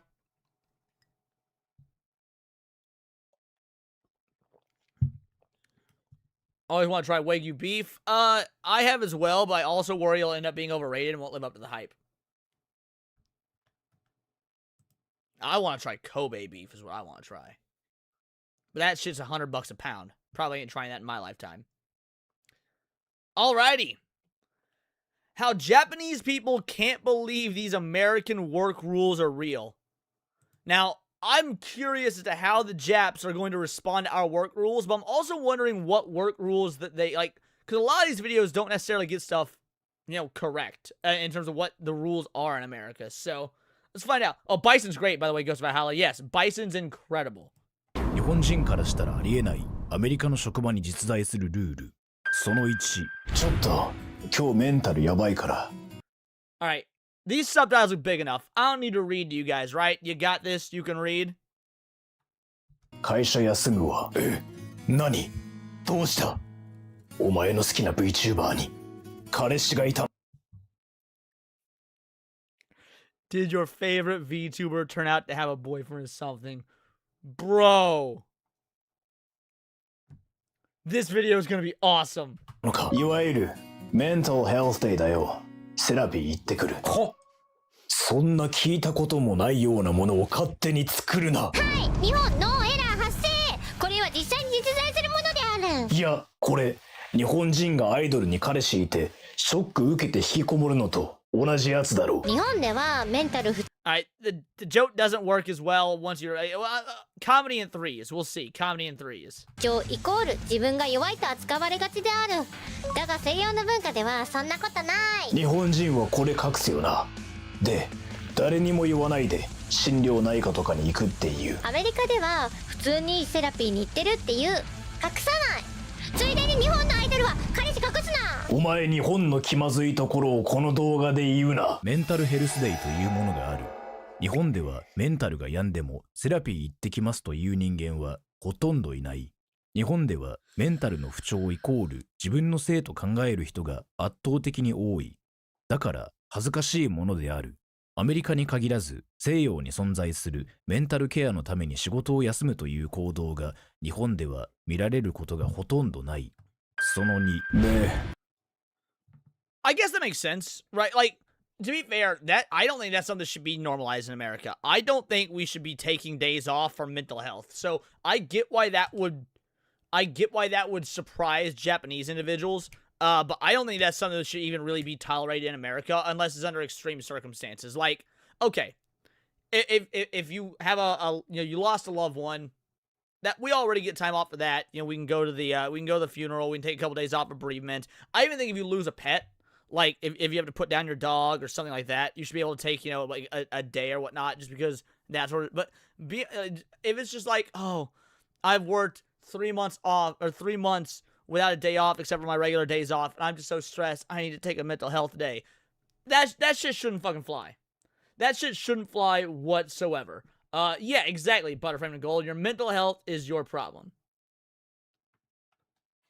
I was getting at is if you weren't being an asshole, steers would be the male equivalent. There was no need for you to be hostile. Male steers are used for beef and leather. And that's all well and good, but that's not what you said. You said there are 2 types of male cows, which was wrong. この件なんだけどさ。お前なんか態度悪くね？何が？いや、会議中なんだからコーヒー飲んで足組んでんじゃねえよ。はい、無知発見。別にこれはそんなに変な行動ではない。まあ日本だとやばいけどな。I'm better than you kind of thing in Japan? Wait, what? I guess this makes sense though, like, because in America, I don't know if it's the same in other countries, but in America, like, crossing your arms is like a defense mechanism where you're like putting a barrier between you and who you're talking to. It's got a very closed off look. So if it's the same in Japan, if it's a similar thing in Japan, that's interesting. 足組むのってやばいだろ。仕事中だぞ。日本では会議中に足を組む。So specifically in a meeting. So it depends, like, crossing your legs, it seems like they're saying that if you're in a comfort situation, like you're just hanging out with your friends or whatnot, that's fine. But if you're in a setting where you've got a hierarchy and you've got superiors, that is where it becomes a problem. イコール態度悪い。コーヒー片手イコール調子乗ってる。コンボで上司ブチギレ。あとお前はなんかキモいから直せ。キモいのはゲームのステータス以上みたいに直せるもんじゃねえんだよ。仕事中や会議中にコーヒー飲みながら。The drinking coffee part, that's wild to me. The fact that drinking coffee during a meeting is considered rude, that one's strange. 足を組む。これ日本だったらかなり無礼。マジで 100% ありえない。上司だったりお客さんだったりがやるんならありえるが、仕事をしている一般的な人がこれをやるのはめちゃくちゃ無礼な行為である。日本だと足を組むのはめちゃくちゃ無礼で、仕事中に客の前で飲み物を飲むのは無礼ではない。Yeah, so drinking coffee in front of clients isn't really forbidden, but if you're doing it in front of your higher ups, that's fucking weird. が、日本人はこれを避けることが多い。その3、俺さ、会社員なんだけど、実は副業で YouTube もやってんだよね。は？お前それって収益出てんの？え？そうだけど会社にバレたらクビじゃねえか。This one doesn't surprise me at all. The idea that you could make passive income or supplemental income from another avenue while being a company man, it does not surprise me. I didn't know, but I'm not surprised at all it's considered frowned upon in Japan. はい、日本人の典型的な考え方。副業は別に禁止ではない。え？でも日本だったら副業してたら。It's weird, it's not illegal, but you can get fired for this. That is... People wonder why Japan got such a high suicide rate. それだけでクビになることって結構あるだろ。日本では一つのことに集中しろという文化があるが、アメリカを含む西洋文化ではそうでもない。お前も副業で YouTube やってキモいことして炎上しろ。なんかお前今の俺の状況をバカにしていないか。副業が許されている。日本 So side hustles are allowed, but legally, but they're not allowed by many companies. では副業を許している会社は I don't know, man. I've played a whole lot of Persona, and in Persona you can have like 4 or 5 jobs at once on different days. かなり少ない。日本で副業をしている人がいたら、それは大体会社に隠していて、バレたらクビもあり得る。それかパートタイマーである。自分で気づいたのが西洋を含むアメリカでは副業をしている人がかなり多いことである。皆さんも日本の YouTuber が急に辞めるのを見たことがないだろうか。あれは就職して副業禁止だから辞めてることも全然あり得るのである。その4、今の会社に来て俺。Yeah, Personas are usually bad. I know, I was joking. 2年目なんだけど、もう転職を考えてる。え？早くね？なんでお前、ひょっとしていじめられてんのか？いや、給料ここあまり良くないからさ。は？だったら昇進目指せよ。長くいた方が安定するだろう。Yeah, this one I knew about. So, I don't know if it's the same, but it used to be, in America, the average individual would hold on to a job for about 5 years. 5 years was the average before they switched careers. Whereas in Japan, once you get a job, the idea is you stay there and you just work your ass off to get better at that one job. はい、同じ職業をずっとやることが偉いと思ってる日本人志向。お前も転職して VTuber になれ。だって。To be fair, this is the old-fashioned way. In Japan, young people might not think like this. Okay, so that's a culture that's changing in Japan. I would say that's good. I would actively say that's probably a good thing. I know that a lot of us like to glaze Japan and talk about how great Japan is, and in a lot of ways it's true. There's a lot of facets in which Japan is exponentially better than the U.S. But I think the work culture is absolutely not one of them. So, yeah, the idea that people are willing to say, you know what, deuces and leave to find something better is probably for the best. I never had a job last longer than 2 years. That's crazy. That's crazy to me. Until I started doing YouTube full-time, I was at the job I had doing IT for 7 years.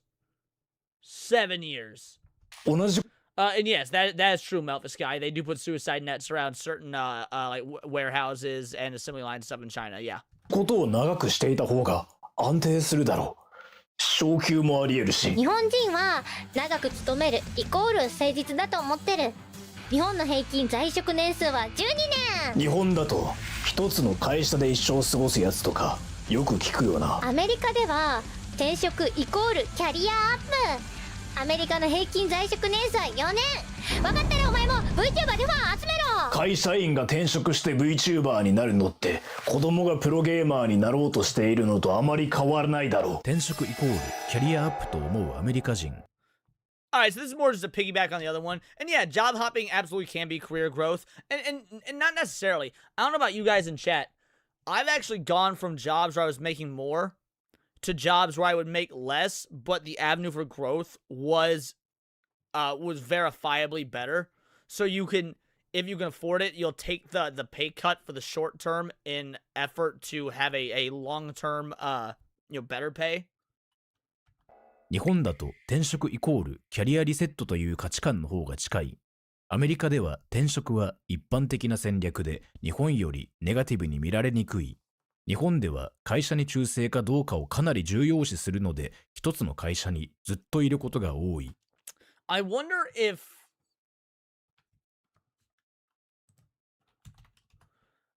on you know what, I'm gonna ask ChatGPT this one. Wait, on average, no, I don't care about Spanish. I'm gonna ask ChatGPT this one, not Google.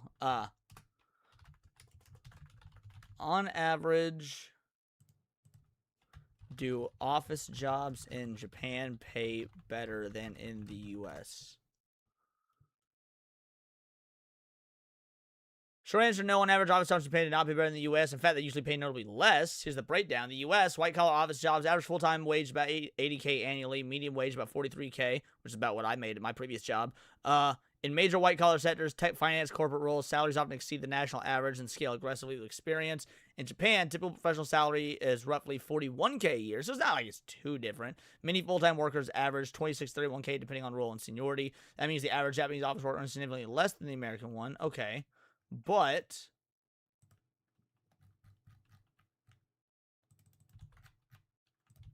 on average, is cost of living in Japan cheaper than the US? On average, cost of living in Japan is cheaper than the United States. The gap depends heavily on where you live and your lifestyle. Here's the accurate rate. In Japan is generally 30 to 55% cheaper than the U.S. See, and that makes up for what I would say is roughly a 30 to 55% difference in Japanese office jobs. Rent in Japanese cities far lower than the U.S. Metros. It's the single biggest reason Japan feels more affordable. Restaurants are often significantly cheaper than in the U.S. Everyday meals are usually affordable. Groceries tend to be mixed. Some are cheaper, some important but cost more. Public transit is efficient and reduces the need for a car. Not owning a car can save thousands a year compared to the U.S. Groceries can be more expensive. Tokyo, comparable to U.S. expensive cities. Rural Japan, much cheaper than most of America. See, okay. So, yeah, so they are making less, but they've got lower cost of living. So, I mean, it seems like they might be able to get away with not necessarily needing the growth.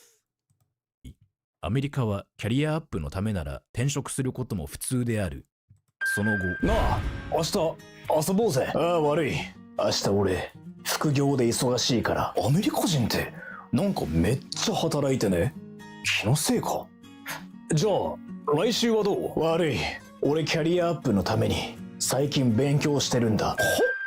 アメリカ人は日本人めっちゃ働いてるって言うけど、お前らアメリカ人の方がずっと働いてねえか。はい、これが最近話題になってるアメリカ人の方 Theory that Americans now work more than Japanese people. が日本人より働いている説。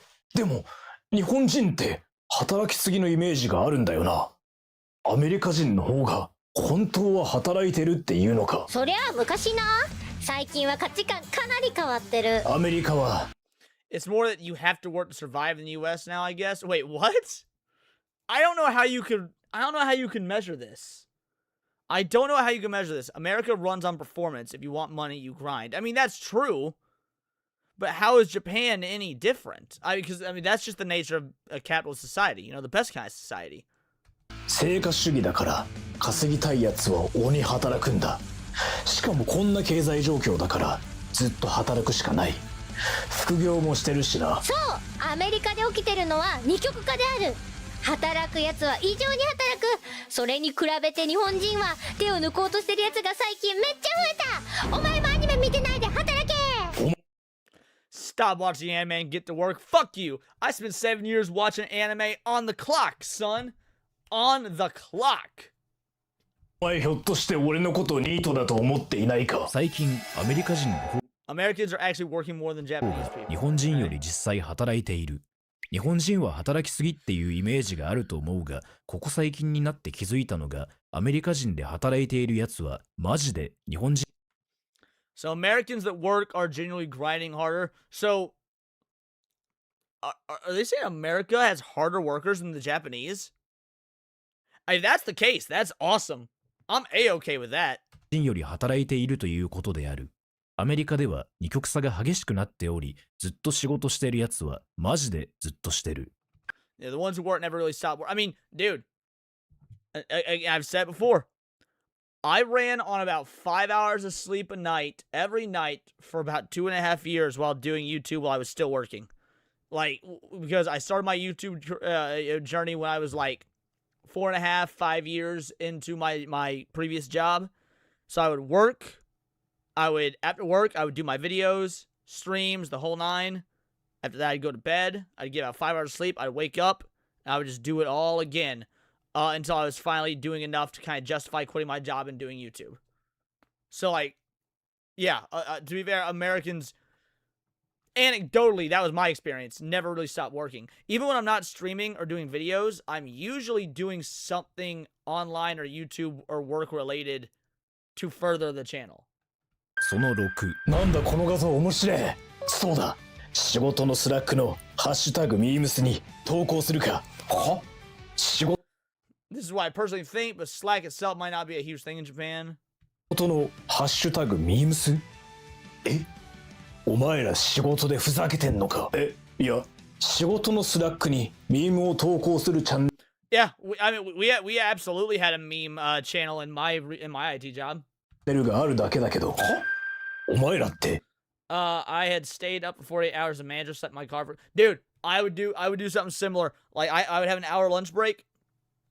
My job was right down the road from a park. On my lunch break, I would just hop in my car, drive to the park, nap for like 45 minutes, then drive back. Absolutely. 仕事に遊びに来てるのか。はい、日本人困惑。アメリカだと仕事にスラックを使う人が多いが、そのスラックに雑談チャンネルが存在することがある。別に仕事に雑談とかミームとかそういうの求めてないだろう。でも実際この文化って日本だとめちゃくちゃレアだよな。アメリカは職場イコールコミュニティ。日本は職場イコール任務遂行場所。Wow. I didn't realize it was that strict. Like I guess it makes sense because I know there's that thing in Japan where on Friday nights they go out or whatever. Like for company team building and stuff, they all go out, they all drink, things to that effect. But so I guess at work you don't really build these sort of communal relationships like you do here in the West.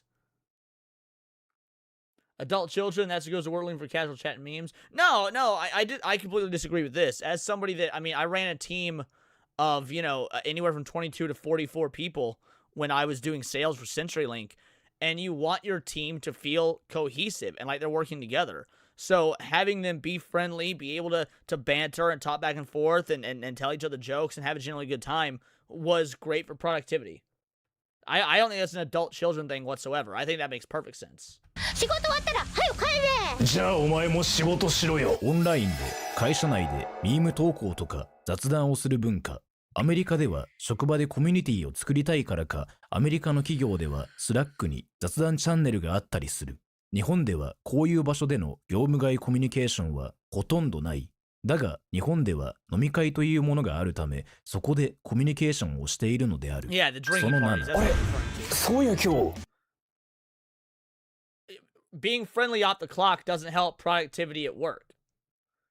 If you're at work, if you're at work and you're in a situation where it is you work as a team, you need to work as a cohesive team. Not being friendly with people, being standoffish, being closed off, being lonely, being a loner, all that sort of thing, doesn't contribute to team growth, which often doesn't contribute to productivity that is team-oriented. You say you'll be friendly off the clock. Fuck that. Once I'm off the clock, I ain't seeing them bitches. I don't give a fuck about them. When I'm off the clock, I'm back at my place, or I'm out at the bar with my buddies, or whatever. I will be friendly and team building with the people at work, because that's, you know, what works for. Then off the clock, I don't want to see them motherfuckers.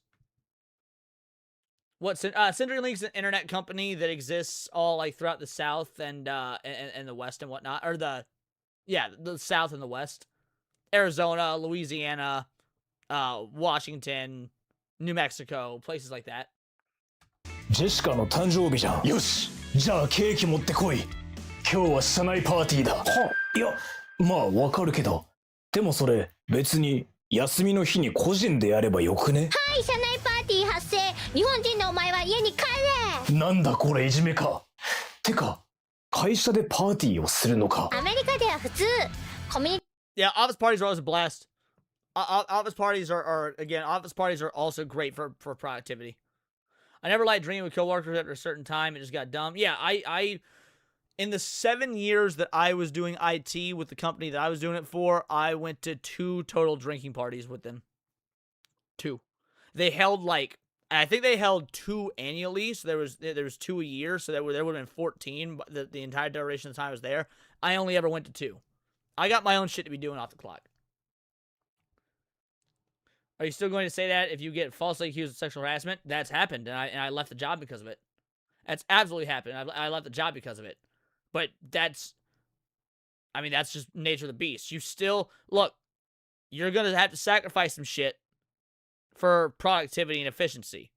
And coworkers being able to socialize and have a communal experience, a community-based experience at work is good for productivity, just, you know, by and large.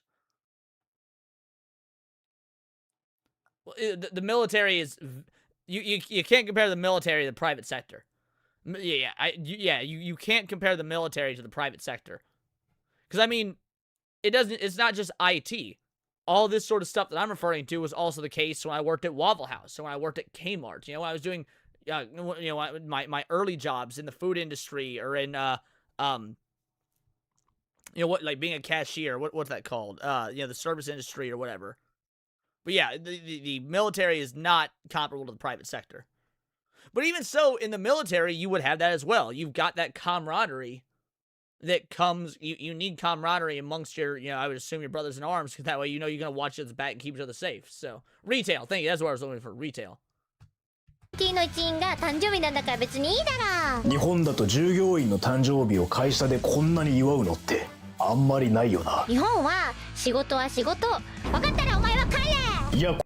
And to be fair, like office parties and whatnot for birthdays don't usually take up time on the clock. It's usually done during a lunch break, or it's like an all-day thing. It's like, hey, it's so-and-so's birthday. We've got cake in the break room. Either go grab some now and eat at your desk, or go on your break, on your break, you got your 10, 15-minute break, whatever it may be, go get it then, something like that. Yeah, Waffle House was my very first job. Tyler came back when I was 16. I fucking hated it. I mean, like, first of all, I think everybody should work food industry or retail or something like that to cut their teeth. Those are very important jobs to learn how the fucking real world works. But also, 16 years old working at a Waffle House, dude, I may as well just been running a drug den, which I've also done.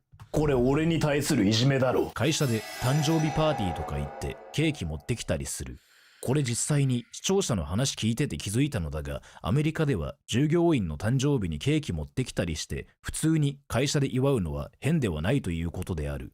日本では仕事は仕事なのでおめでとうとは言うが、実際にパーティーするならオフの日に仲いい人同士でやってるだけである。その8、今月の MVP はトシ。お客さんにも分かるようにドアにトシの顔を貼っておくぞ。いやいや、なんか罰ゲームみたい。This is something I agree with the Japanese on this one 100%. Getting attention in the US, awesome. In Japan, embarrassing. I fucking hate this shit. Like, employee of the month, this, that, and the other. Nah. I'm a no news is good news type of individual, man. No news is good news. Like, just sit there, shut up, do your job. Now, again, obviously, like I was saying, you want your friendly banter and the communal experience with, like, your coworkers and whatnot, because you're stuck there 8 hours a day, every day, 5-6 days a week, whatever it may be. So you want to enjoy the community you work with. But beyond that, anything like management oriented that calls out your employees, whether it be good or bad, I fucking hate that. じゃね、ちょっと恥ずかしいからやめろよ。いや、トシが一番業績が良かったんだ。それを祝ってるだけだろ。お客さんに分かるようにニックネームでみんなの前に出すって、これいじめか何かか。はい、日本人衝撃の従業員を客の前で褒める文化。人前に出たくない日本人からすると、これは罰ゲームだと思う人が多い。普通に顔。But now that I think about it, Japan has a massive growing loneliness problem. Like, to the point where they've got entire, like, 3-hour YouTube videos of pretty girls staring at the camera that you're supposed to watch to teach yourself how to maintain eye contact. Maybe this sort of culture in Japan, like what we have here in the US, would actually breed more social interactivity and be better for their loneliness epidemic. I just had that thought. That might be... What we do in America might actually be a boon to them. 写真とニックネームを一緒に載せるからな。いや、それめっちゃ恥ずかしいだろ。日本では店員を目立たせるのはレアである。というのもシャイなやつ多いからな。お前も目立ちたくないなら部屋から出てくるな。でも部屋から出なかったら引きこもりとか言ってバカにしてくるんだろう。客の前で従業員をめっちゃ褒める文化。これコストコに行ってYeah, I agree. Employee of the month crap is dumb. Absolutely. 気づいた。アメリカだと従業員にニックネームがあり、さらに MVP とか言って。Yeah, this is true. In America, we often have nicknames. Like, for example, when I was working at Kmart when I was like 17 years old, right? And I was a cashier, my nickname was the meth head. Not because I was actually doing meth. I was just always super zippy and happy and hyper, and I would like just scan and bag shit real quick. I was just always on the fucking go. And so they called me the meth head. で、従業員を And they would do that in front of customers. 客の前で褒める文化がある。日本では人前に出たくない人が多いので、これは嫌がられるはずである。アメリカは目立ちたい人が多いから、これって実際。I had this back when I was a sales manager for CenturyLink. The only nickname I remember for one of my employees was a gal. Her name was Katrina, and she was one of the best sales. She's like the best saleswoman on the floor, one of the best saleswomen on my team. And because her name was Katrina, I called her the Hurricane. The Hurricane just sold an HSI. Like, yeah, absolutely called her the Hurricane in front of everybody. 喜ばれているのだろうか。これマジで不思議なので、誰かコメントでどういうことか教えてほしい。よくオンラインで日本の会社で働くのは地獄だって言っているアメリカ人たちいるだろう。これ日本人がアメリカの会社で働くのも地獄だったりするのか。実際に人によるからみんなそうであるとは言えない。だが文化の違いが大きすぎて衝撃を受けまくってストレスを抱える日本人が多いのは確かである。だから日本人は日本企業で働きたいし、アメリカ人はアメリカ。If it fits your personality, they let you know real quick. Yeah, to be fair, nicknames absolutely gotta fit the person's personality. Couldn't agree more. 企業で働きたいってことか。待て。じゃあアメリカ人なのに日本企業で働きたいやつは一体何なんだ。クソウィーブなだけだ。確かに。 They're just fucking weebs. That's funny. Alright, that was a pretty good video. Yeah, there's some insight there. Quite enjoyed that. Man, this is what the Sunday special stream all about, baby. I just dropped it in the chat. Make sure to give it a like, the whole 9. But yeah, just fun little interesting videos like that, man. That's what this is all about. Sunday special stream. We see what new interesting things we can learn and react to and have fun with. And yeah, frankly, I quite enjoyed that. I think that a lot of that, most of us may have already known, but there were some new insights. The sarcastic asshole count been called that a lot. That's more of a lifestyle choice than a nickname. Sora the Troll has great series on cultural differences. That's my very first Sora the Troll video. I've never seen a Sora the Troll video. For whatever reason, it popped up my algorithm. I usually try, like when we do these Sunday special streams, I scroll through what's in my recommended feed, and I also go through the react requests, see what you guys have given us. And just things that aren't political and could be interesting, I usually just click on and be like, all right, this is what we're covering. Speaking of, you guys have been asking me to react to more Skyebrows. Ever since the Asmongold, put him in the box leaflet video, you guys have been clamoring for Skyebrows. And I checked out a million Amelias, and that was cool. So I guess now we're doing Crybrows. I'm gonna be real, guys. I'm gonna need you to help me with the references in this. I don't know a whole lot about Pipkin Pippa. I know this has to do with Pipkin Pippa, but I don't know much about that VTuber. So you'll have to like help me with these references and stuff. Let's check out Crybrows by Skyebrows.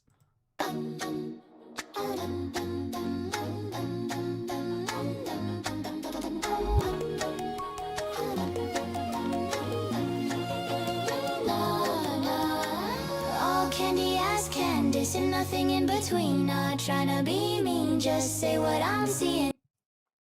Alright, out the gate, I dig this flow. I dig this flow. Pipkin talked shit about Sky, and this was his response. A diss track to himself? No way. That's what this is?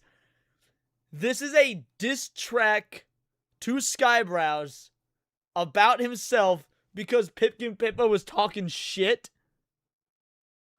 Holy fuck, that's hilarious. This neon cap's full of crap flushed down in the drain. Pippa gonna rip us straight up insane. Skyebrows, this shit fake again. Crypto bro, you know Pippa don't play. Wait, so why was Pippa talking shit? Is she just upset spaghetti that he doesn't use her in his videos? Because again, I've never seen a whole lot of Skyebrows videos, so I don't know. What was she upset about? Like, dude, you're a VTuber. You can't, you put on a fake personality and a fake avatar. You can't get mad at someone for making, like, fake music, if that's the reason, if it's because it's AI. Someone needs to clear up what the beef was. Best bunny so based, like excellent taste. But Skyebrows, Crybrows, two-faced. Oh, she called him two-faced! Did he burn her? Chat, I need the fucking lore, please. Y'all being super silent right now. I need the lore. Pippa kind of fell off lately. I don't think she was upset per se, just talking shit. I've heard Pippa fell off. Since I was never a Pippa fan, I don't know. I need the lore.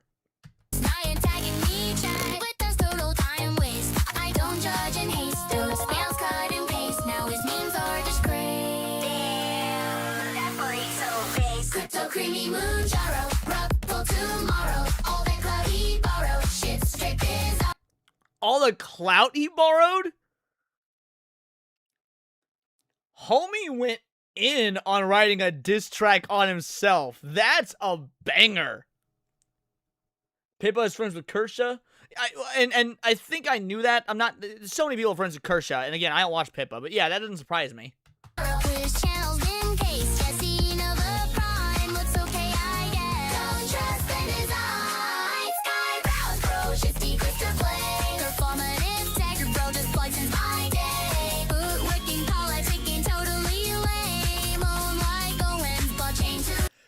The Candace. Okay, hold on. Now this reference I get.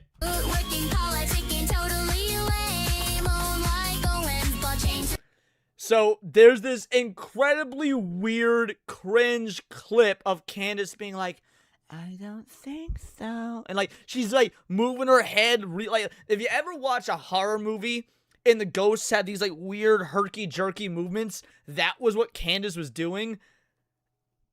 That was I got that reference. When you start bringing up the political shit, your boy's locked in. I get it.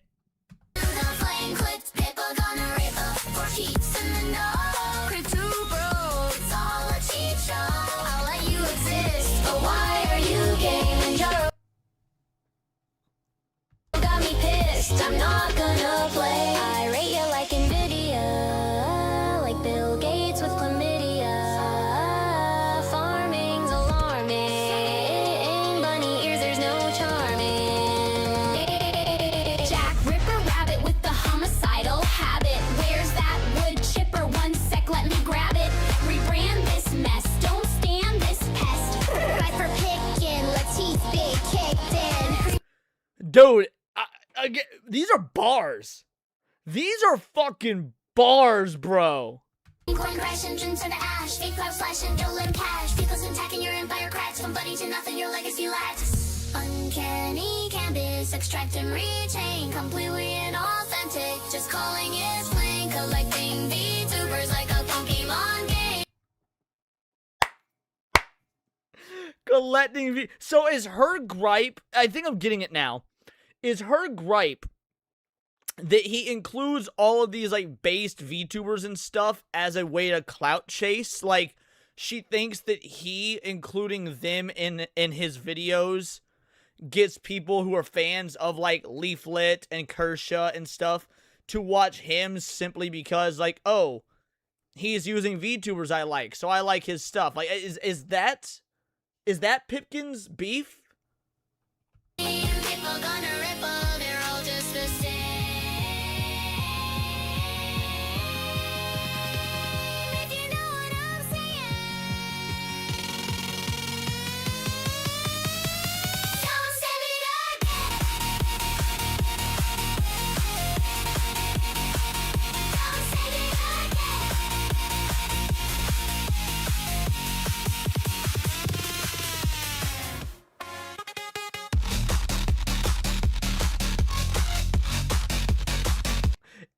Okay, is she just mercilessly beating the shit out of him? Has he gotten in one blow yet?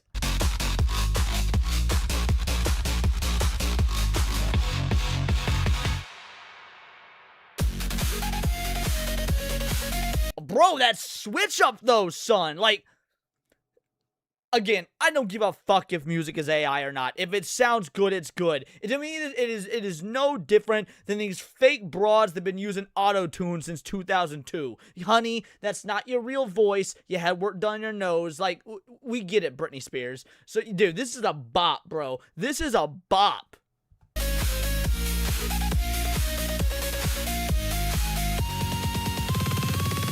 There's my boy Nux, and there's Leaflet. There, see? I'm falling for the clout chasing. I guess I'm part of the problem. I'm falling for the clout chasing. I saw Leaflet, I saw Nux, and I'm like, well done.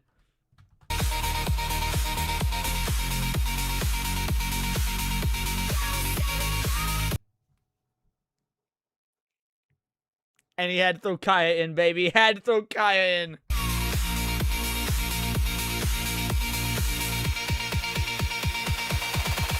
And there's our Bay Amelia, baby.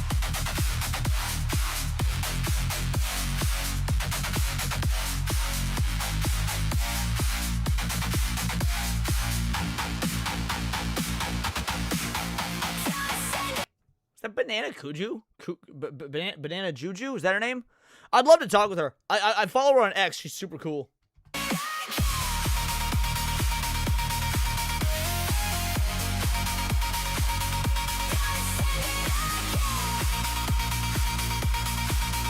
Clippy, nice.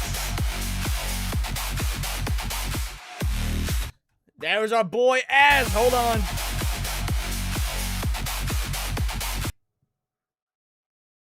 All of them Dr. Peppers. You know what? I could 100% believe he like just has a Dr. Pepper fucking like display, kind of like what I have with like One Piece and Ninja Turtles up on my wall.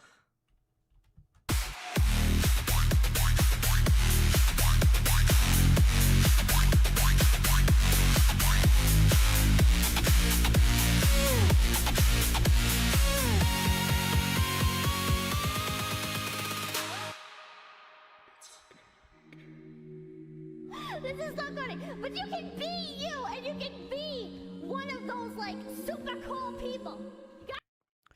Is this the actual audio of her, like, crash out against Skybrow? Is that what this is? Are we hearing... I've been to the Dr. Pepper Museum as well, by the way, Fat Roller. The Dr. Pepper Museum, and it's in Texas, if I recall. I don't remember where in Texas. It's like some bumfuck town. Anyway, okay, so if this is the audio of the actual crash out... Let go of your ego, though, and suddenly you're fucking Leonardo da Vinci in your fucking drawings and your inventions and whatever the hell, you know? Where did that come from? I'm so lost. Yeah, Waco. That's what it is. Waco. I'm so lost on the lore. Like, all right, I need you guys in the chat right now, or in the comments if you see this video after it's uploaded. This clip here. I need the lore. Because I've only recently figured out who Skyebrows is. Again, the chat's been recommending me watch Skyebrows for a while now, so I was doing some Skyebrows reactions. This is only like my second or third Skyebrows song ever. I don't know what was worth the crash out, if there was a crash out. So yeah, someone please drop me the lore, but that was awesome. Well done. You'll love to see it. Alrighty. Party's still going. We've only been going for, what, 2.5 hours? Yeah, 2.5 hours. I'm trying to find something on Twitter. The only thing I find is don't go after Pipkin posts from Sky. Well, that's good at least. It's been a long time since we've done a Metatron video. It's been a long time since we've done a Metatron video. I used to do Metatron videos like weekly on these streams. I lived in a time capsule for 7 days. All right. What's this about?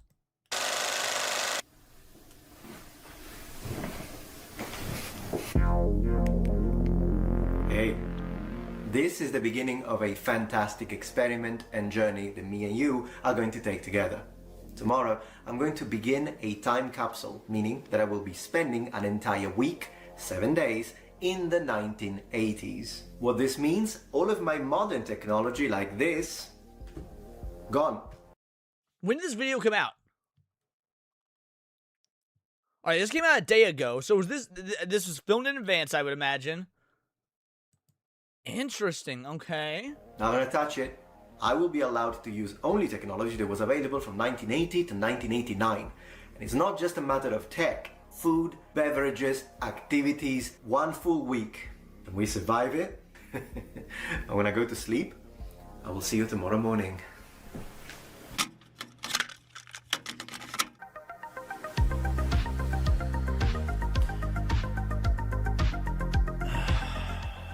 So it starts in 5 minutes. Based. Get that extra snooze, son. That extra little bit of beauty sleep. Not that you need it. You know, I'm actually quite excited about this because I feel like I'm finally gonna have time to do things that I really enjoy doing and from back in the day, so nostalgia and whatnot. So I think I'm gonna go do some research now for a video of mine through, of course, a couple of books. No Google. And after that, we're gonna have some time with some old school period accurate entertainment. So without... Alright, so if he's doing research for a video via books, I wonder if he's obviously, dude is a lore master, right? Dude knows its history. That's the whole reason his channel took off. The culture war Metatron is very new, and Metatron's been a history guy. I wonder via all his reading and resource gathering through books, is he going to find old, outdated information that he's going to have to correct? Can he only use sources that were written in the 80s? Because, like, if the book was written in, let's say, 2014, that shouldn't count. Because if he's living life like in the 80s, he would have to use sources from the 80s and earlier. He specified in the very beginning that the only exception is the recording material. Carter. Without further ado, See you in a little bit. I have the orange one too. Nice. Nice. So hold on. All right. Hillary and Travis. Rome Shields, Hillary and John Travis. All right, let's find out. Rome Shields. I spelled that wrong. Hillary and John Travis release date. See, that book was published in 2014. That book was published in 2014. So clearly he doesn't have to use sources and stuff from back then. As a little bit of a cheat in the narrative, Metatron.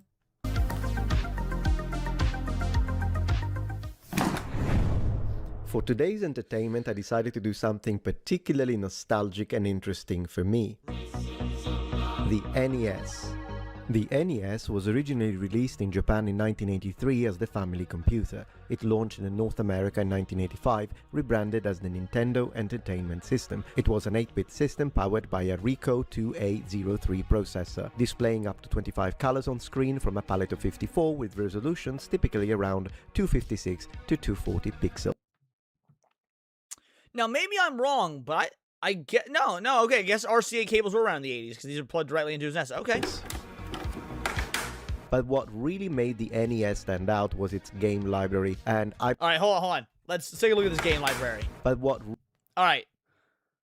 The Bart in the World, let's see. Alright, let's see which ones of these I had. Had Super Mario Bros. 3, had Gauntlet, had Mario Bros. 2. Oh my god, why are they ordered like this? Why are they out of order like this? First of all, why aren't they in alphabetical order? But why are they ordered like this? Why are the Ninja Turtles games not next to each other? Why is there a Star Wars game? Some of them are upside down. You've got the Acclaim logos and the JVC. Oh my god, I hate this. I fucking hate this. I didn't initially plan on clipping this into a video. This might get clipped into a video now, just so I can tag Metatron, or I might even hit you up on Steam, because we fucking Steam friends. What the fuck is up with your collection, bro?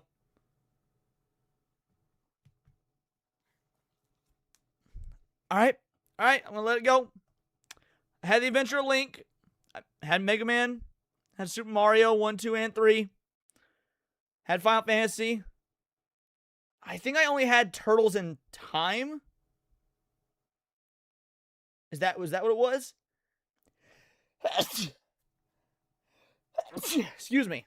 I had one of the Turtles games, but I didn't have all three. I didn't have the Star Wars game, but I played it. Really made the NES stand out was its game library, and I myself have a few beautiful inbox games in here to choose from. I think for today I'm gonna go for one of my favorites, Mega Man 2, which was called Rockman in Japan.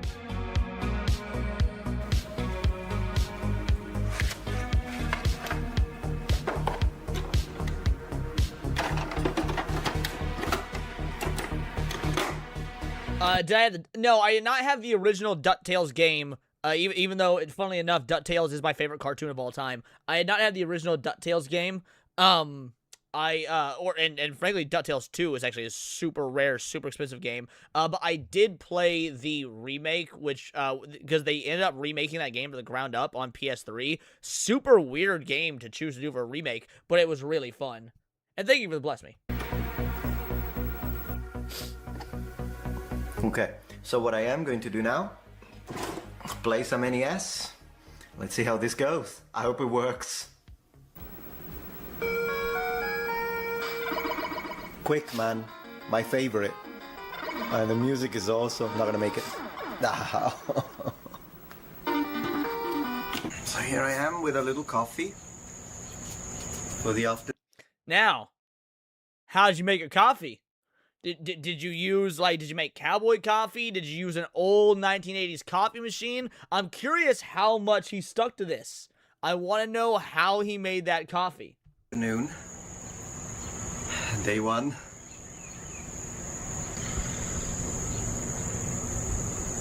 Alright, now it's evening and I'm walking the dogs in the sense that, I mean, they're walking themselves because we have a backyard. I'm actually looking forward to go upstairs and start using one of the old school computers.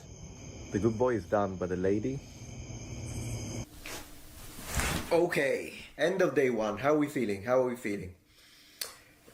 I don't know. Be real, you miss Twitter. You miss X. You miss just viciously eviscerating people who talk about Charlie Kirk's death. You know, I lived through this already when I was a child. I love the tech, I love the games, but the one thing that is hilarious is I keep doing this. It's like muscle memory for the phone I don't have. I just keep doing it. You know what? I do like the fact that I'm not onto social media. This is gonna be a detox journey. Oh, I see. You have to say that. You have to. It would have been better if he was like, "I do miss social media." Number one, so it's about time to go to sleep. I'm here with Kiva because luckily we have. Where does he dogs live? in the 80s. He used to live in Italy, but I believe he lives in America now. So she's historically accurate, and yeah, I guess I'll see you tomorrow.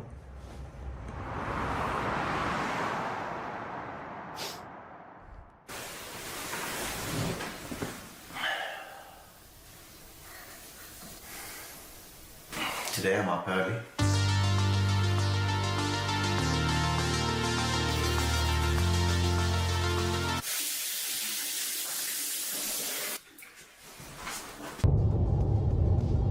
Hey, noble ones. So we are going out for breakfast, and yes, I'm in a car, but I'm not driving it because I'm not allowed since this car is not from the 80s. See? See? So, if the car isn't allowed because the car's not from the 80s, then what did you make a coffee in? Why are you reading a book that was published in 2014? I'm seeing the cheats, Metatron. So the wife is driving. There. Hello. All right, so we are going to Cracker Barrel, and you might be thinking, but are you allowed to go to Cracker Barrel? Yes, I am. It was open in 1969. I checked it. So if anything, if we were in the 80s, I would be feeling old school today. So yeah, I'll see you there.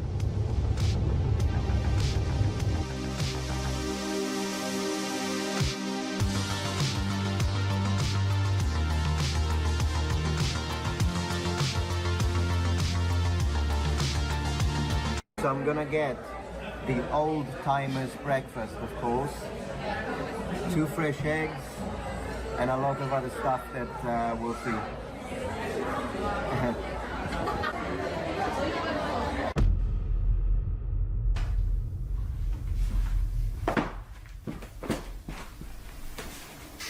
So far so good. I am starting to miss a little Yeah, his girl's pretty good looking. I agree. bit some of the technology stuff, but not too bad, because at the end of the day I'm replacing tech with tech. There's just a 40 years difference, but I grew up with those video games, so I'm actually enjoying a time. Anyways, without further ado, I'm gonna go read a book now to study and do a little bit of research for a video of mine, and I will see you for the entertainment section. Let's see what we can come up with today. Alright. Roman Military Dress by Graham. Hold on. Alright, Roman Military Dress by Graham. Let's see.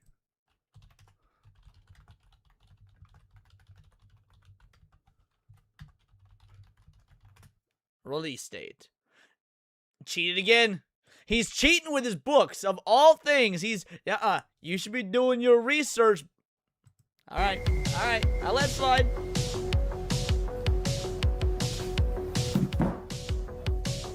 Alright, for the entertainment for day number 2, I decided to bring in the cavalry, so I'm gonna watch something on VHS. So we've got some really good options here. Number 1, we have the X-Files in VHS. No, see, you shouldn't be able to watch that, though. You couldn't have watched X-Files in the 80s. I believe X-Files debuted in 94. X-Files Season 1 release date. 93! September 10th of 93. Shouldn't be allowed to watch that. You're cheating! Look at this. Then we have Ninja Turtles. I'm really tempted. Okay, alright. Ninja Turtles will be allowed. This started, Ninja Turtles debuted in 87. Ninja Turtles debuted in 87. This would be allowed. Freaking love the Ninja Turtles by Burger King. Burger King.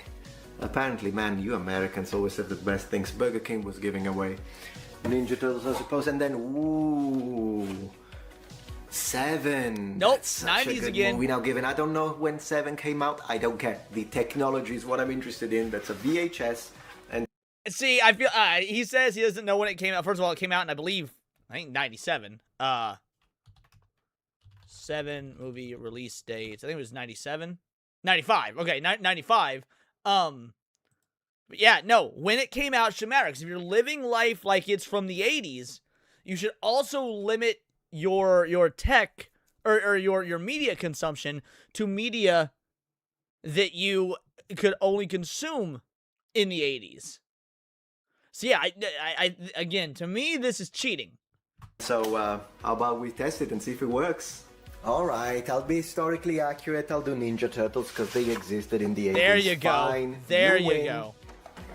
Well done. Catch you later, Hugo. Have a good rest of your night, brother. Oh my gosh. Oh, it's working. Rewinding. I refuse to edit this part out. It's part of the experience. So put down your TikTok. Be patient. Ooh, picture! A picture! I'm gonna have the best time.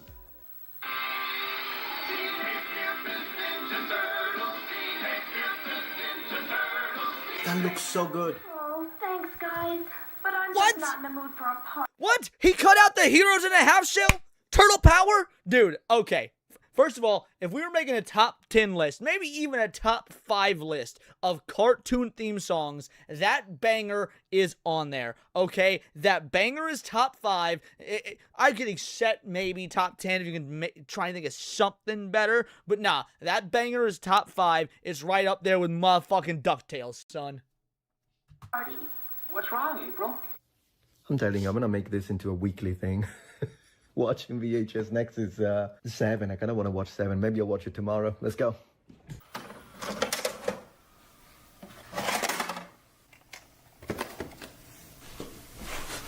Gargoyles in top 5. Gargoyles is good, but not top 5. Second night. I'm kind of sorry for covering Paperboy out there. How are things going for our experiment? I have to say, it's pretty good. There are some things that I'm missing, one of which is like YouTube, watching my shows at night. It was kind of a routine. But on the other hand, I mean, who has time to watch the freaking VHS Teenage Ninja Mutant Ninja Turtles? Yes, Mutant.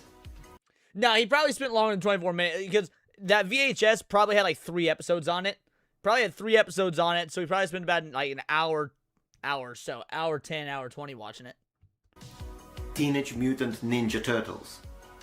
How much time did I gain from not actually doom scrolling on the phone? I feel like I have more time.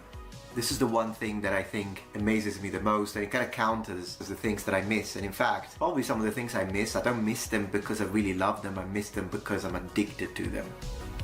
There is one difference that we might need to spend some time analyzing one of these days, but for tonight, I'm gonna call it a night. I'll see you tomorrow.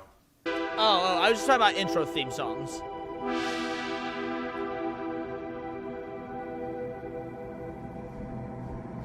Coffee time? Buongiorno.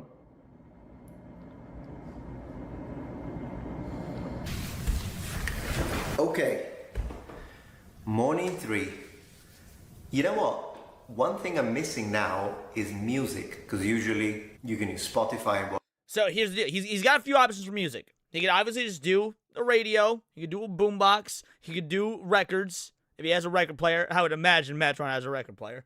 But CDs were also a thing. CDs were incredibly expensive. CD players were incredibly expensive. I mean, you're talking like $900 for a fully decked out, full featured CD player.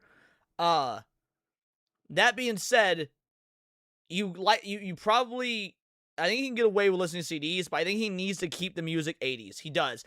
No matter what tech he's going for, I think he needs to keep the music 80s. Didn't have espresso in the 80s. I bet in Italy remember, he's Italian. He grew up in Italy.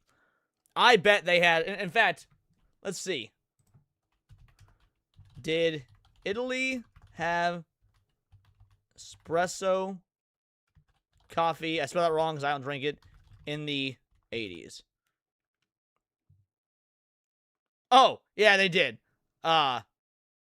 firmly established as a standard coffee house experience. So yeah, he could definitely use that. Or drink that. That's 80s. Whatnot. But I do have a solution. You're gonna want to see this. 8 tracks are older than the 80s. 8 tracks are the 70s. May have been in the 60s, but I know for sure 8 tracks were in the 70s. So he could hypothetically use an 8 track as well. The Sony Walkman is one of the most iconic consumer electronics in history, credited with revolutionizing how people listen to music. It was introduced by Sony in 1979, and it was the first truly portable stereo cassette player. It was compact, it was battery powered, lightweight, using a standard 3.5mm headphone jack. The cultural impact of the Walkman is symbolic, specifically of the lifestyle of the 1980s, mobility, independence and personal expression, making music private and portable. We have a few options here, a beautiful amber monitor in the background and some blue there. Okay, I am so excited to try this. We could listen to Elvis Presley, the Newport Jam Session. Hey, I can get behind the jam session, but I think I'm gonna go with this one. It's a cassette by Death, and the title is Scream Bloody Gore. Alright, let's figure that out. We know we're gonna fact check this whole video. Death, Scream, Bloody, Gore. 87, this is allowed. Alright, Scream, Bloody, Gore is allowed. 87. Scream Bloody Gore. Yeah, let's scream some bloody gore. There is. Let me make sure the volume is low. Yeah, he don't want to get copyright by YouTube. Ooh.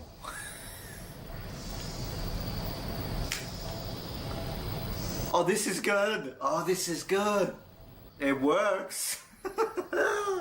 Oh, this is so good. Wow, I got some. Mamma mia. I need to show my dogs.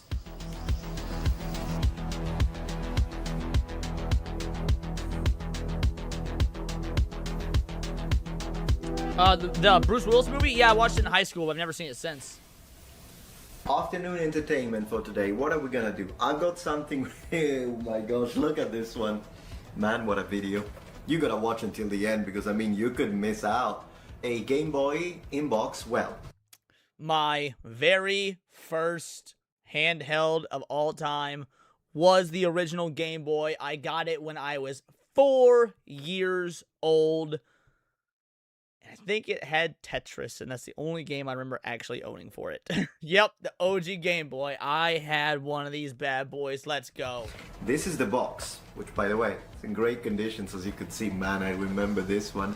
But the unit itself, it's on the shelf over there. So how about we go pick it up and we turn it on. The Nintendo Game Boy is one of the most legendary handheld consoles ever made, widely considered the system that made portable gaming mainstream. Released by Nintendo in 1989 in Japan and North America, 1990 in Europe, it was designed by Gunpei Yokoi and marketed as durable, affordable and long-lasting handheld console. Wait, was that? As durable, affordable and long-lasting handheld. Right here, baby. This right here. The Legend of Zelda Link's Awakening, my all-time favorite 2D Zelda game. Not even joking. Like, what, 100... This game right here is my all-time favorite 2D Zelda game. Console. It was an 8-bit system powered by a Sharp LR35902 processor. You know what? I'm feeling nostalgic. Give me 1 sec, chat. Give me 1 sec.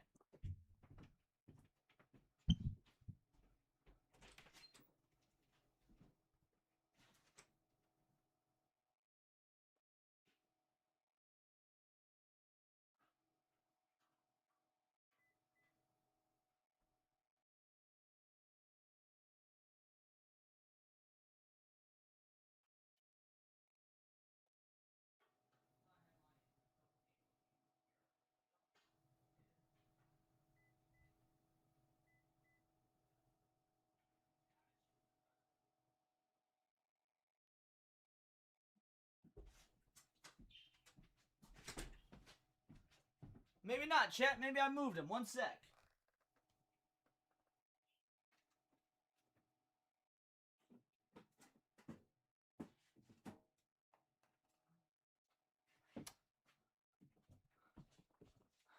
Well, I was gonna whip out my OG Game Boy games, but I guess I moved them, and I don't want to keep the stream paused for too long. So, alright, let's just keep going.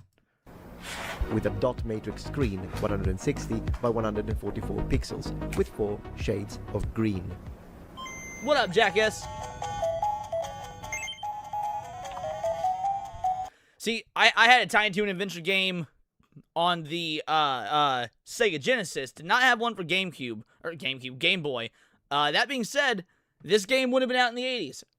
He's cheating again, because Tiny Toon Adventures came out in the 90s. This would have been, he wouldn't have been able to play this game on the Game Boy in the 80s.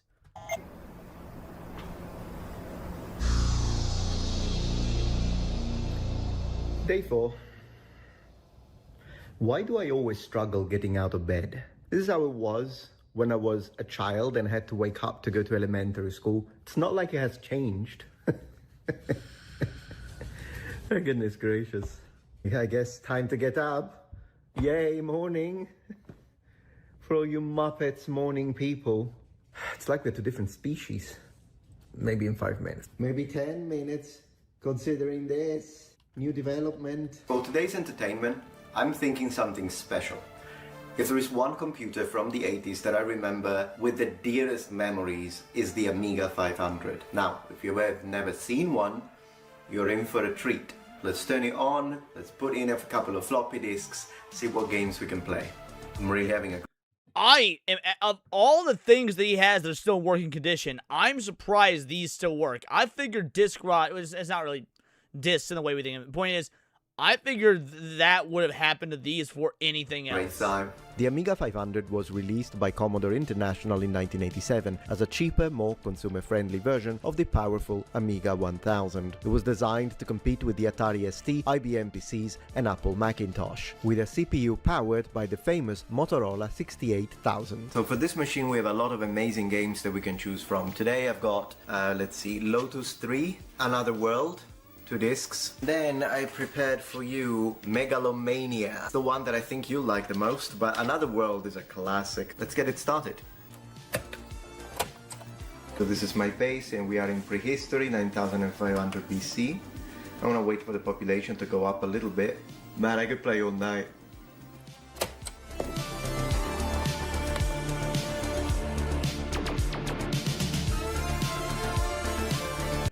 I mean, I'm gonna be real. Even back then, seems like PC gaming was the way to go. Like you gotta remember, this is the 80s, right? Let's see, there's Lotus 3. When did Lotus 3 come out? Lotus 3 Amiga release date. Oh, it's 92. He's cheating again. Cheater!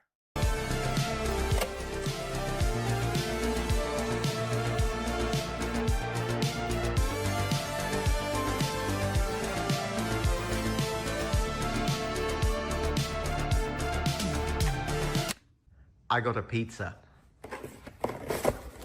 Pepperoni pizza from Pizza Hut. And I'm going...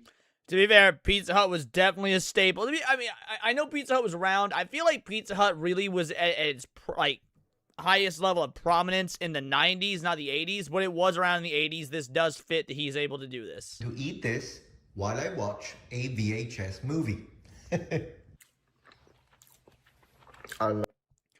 Bro is brave as fuck. He's sitting there eating that pie on them nice white sheets. You got balls, Metatron. You got balls. Half pepperoni pizza.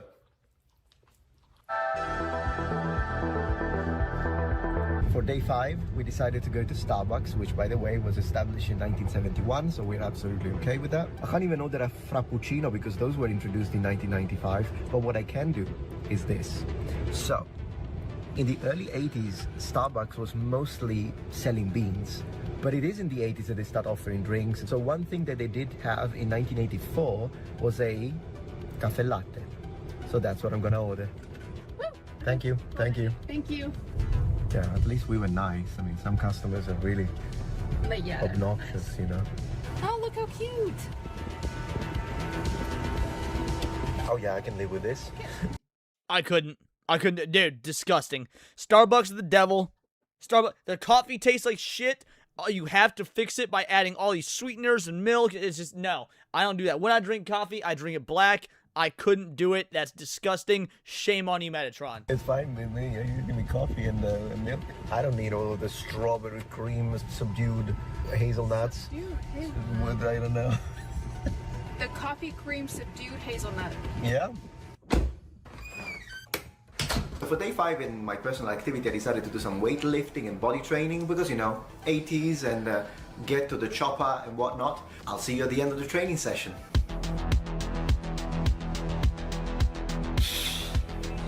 Nice. Get your Rocky on, son. For tonight's coding, we're gonna use the IBM 5150, released in August 1981. This was IBM's first personal computer and became the foundation for the modern PC industry, featuring an Intel 8088 processor running at 4.77 MHz, and it came with 16 kilobytes. Honestly, Fokuni, that's a totally justifiable opinion. Liking McDonald's coffee over Starbucks is completely... Again, I don't like coffee. I drink coffee a couple times a year, and when I do, it's just straight black. But if I was gonna get black coffee from anywhere, McDonald's is a solid choice.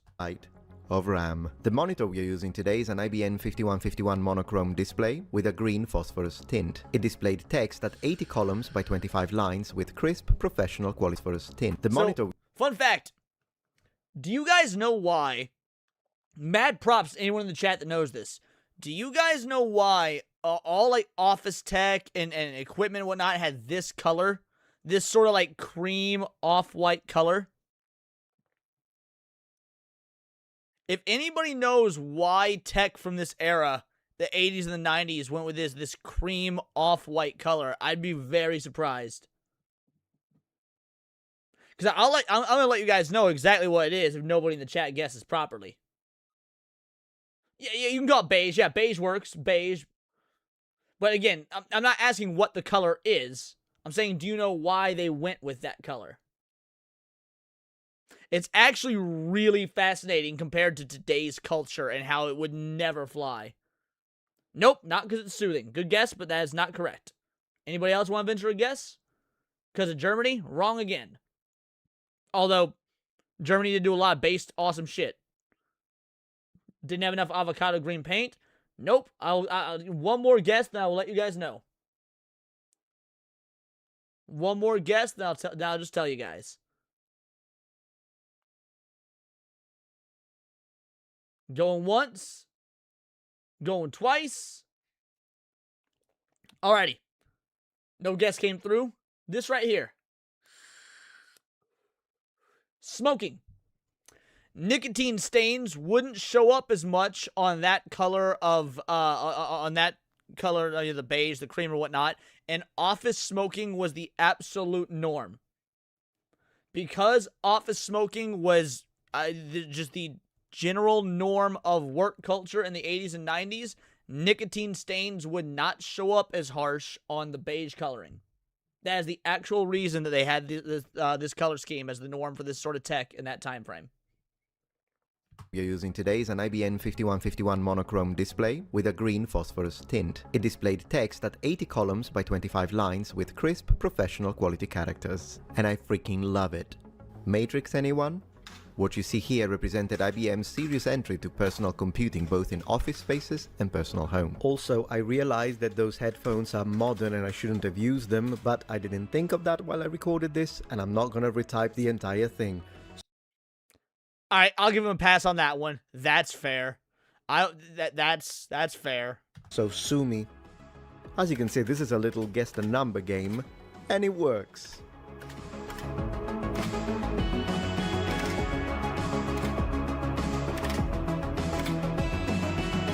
The overseer is up to something.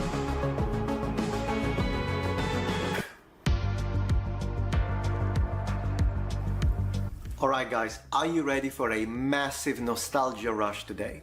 So behind me, it's gonna blow your mind, I've got a whole series of basically choose your own adventures books. Yes! I had so many of these, dude. I had so many of these. Hold on. 80s choose your own adventure books. Images. These right here. These right here. Let's see. Your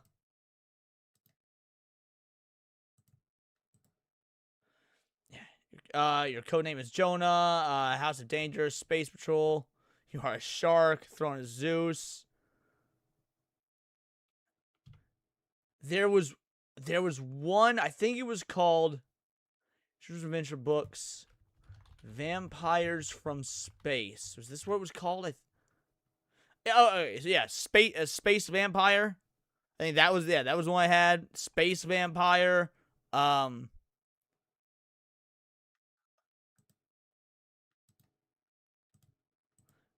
had so many of these growing up, dude. Mona Lisa's missing. Vampire Express, Deadly Shadow, Cave of Time, Horror of Hybrid. I had Secret of the Pyramids. I specifically remember this cover. I think I had this one. Race Forever. I think I had House of Danger. Phantom Submarine. Codename is Jonah. Who Killed Harlow Thrombey. Lost Jewels of Nabuti. Deadwood City. Dude, there were so many of these, man. I loved this fucking series. Absolutely loved it. Books, but they're not exactly the same brand, so they don't have that name. But I've got the whole D&D collection and the Lone Wolf collection. So for tonight, if you don't know what these are, basically, and this is just number one, beautiful artwork, by the way. This was printed in 1989. Look at the conditions. I mean, yeah, the pages are a little yellow. What? AD&D would this have been Greyhawk? Would it have been Greyhawk? Were the 1989 AD&D Choose Your Own Adventure books in Greyhawk?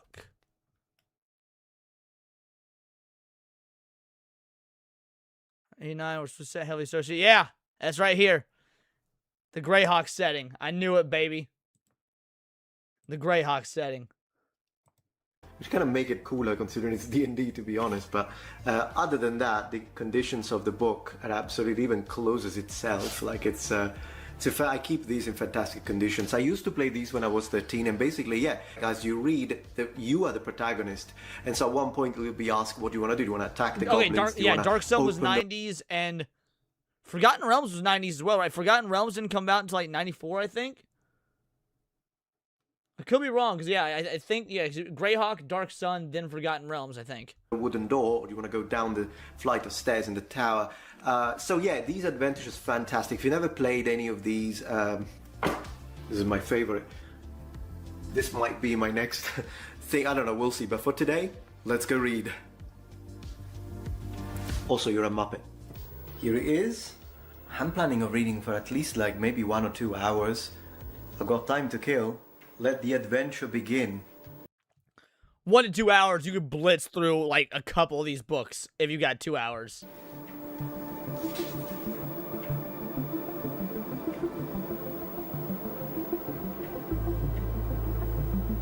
For the rest of the evening, I'm going to just keep reading this. Oh, Forgotten Realms was 87? Forgotten Realms was that old?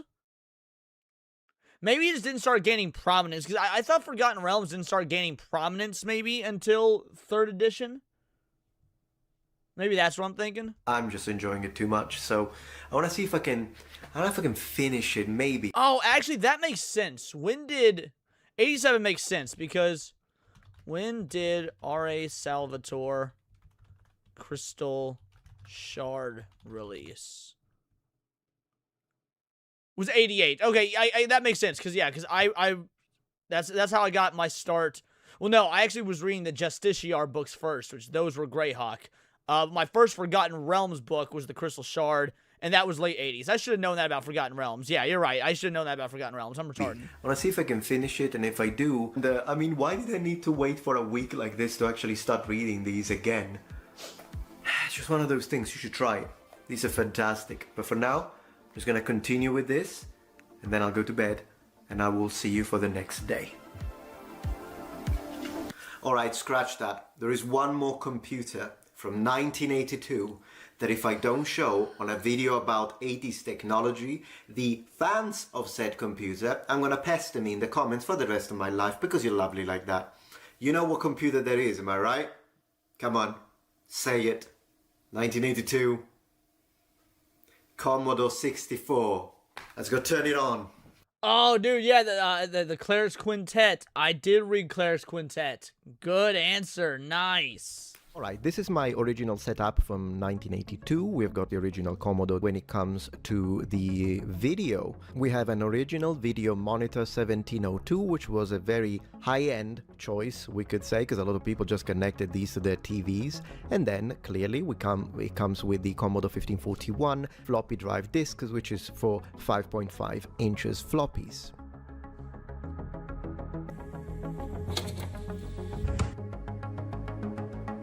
As you can see, this is how long it takes to boot for the original Commodore 64, and it boots directly into BASIC. If As your first you wanted computer to as a play kid, game, nice. you just turn on the floppy drive in this case, because I'm not using a cassette. And then I'm going to insert the floppy game, in this case Defender of the Crown, one of the best portings on the system. And then you have to type this, load asterisk, comma 8, comma 1, and then wait for it to load, and boom. Here is the game.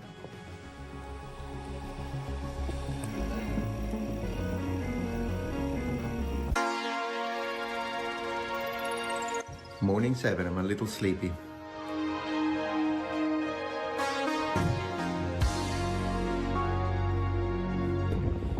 Alright, going out for a little walk. I remember we used to do these back in the day, and we're driving. A little far from home right now. Well, I wasn't driving, I was just a passenger princess, but because I'm not allowed to drive. But yeah, no, so we are kind of far away. If we could find like a vintage shop, that would be great. Maybe like a pawn shop, see in a little bit. See, I was wondering. I decided to go to McDonald's. Because one of the things, you know, he's doing all this 80s stuff, and I was like, man, go to some flea markets. What are you doing? Go to some flea markets. So he's like, all right, trying to find a pawn shop. Good, good. Because I'm craving a McChicken, and I double checked it. McChicken were available in the 80s. Then there was like a thing where they got discontinued and then they got reintroduced again in 88 or something like that. So yeah. And I'm gonna get chicken nuggets. Chicken nuggets, yeah, there we go. Those were always successful, by the way. Yeah, I don't know what's wrong with people. McChicken is great. Little lettuce and mayo. I'm a gangbang, dude. Like, and don't y'all sit and pretend like you didn't try McGangbang. McDouble, McChicken in between, McDouble on top. Ooh, McGangbang, baby, that shit hits, son. Thank you for choosing McDonald's. I'll be with you in a moment. Okay, thank you. My pleasure. What else can I get for you? What else can I get for you? Hi. Thank you. What do you think it is? Do you think it's a raffle or do you think it's... It's another thing about the 80s that you probably forgot, and it's this. Ladies and gentlemen, this is a phone. This is in fact a phone, not the modern stuff that does anything but seriously. So this is this is what we used to have. And I mean, back home actually wasn't black. We had kind of a weird green, and I say weird because it looked like a pea, like green pea green.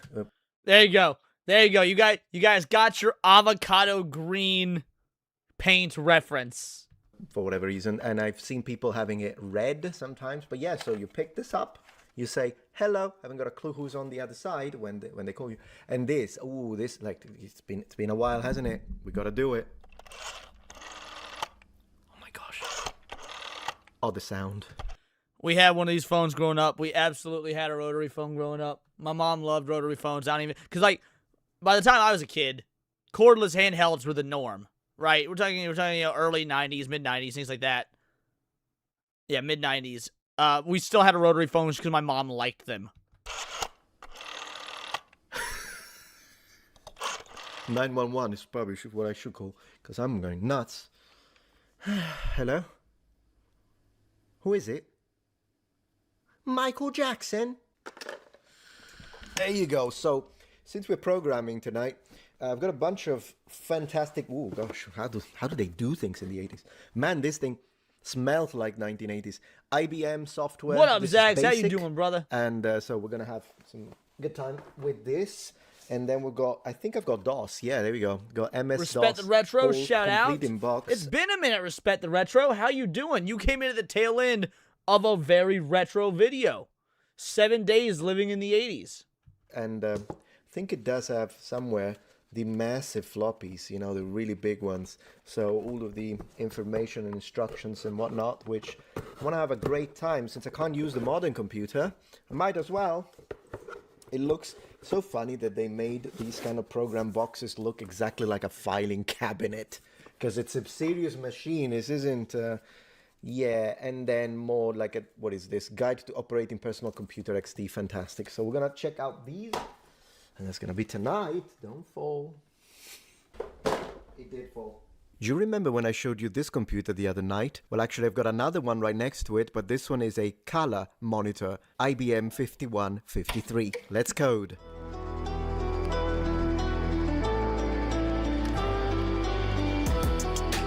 Homie needs to take some glass cleaner to that screen. I know they had glass cleaner in the 80s. You could have cleaned this bitch off, bro.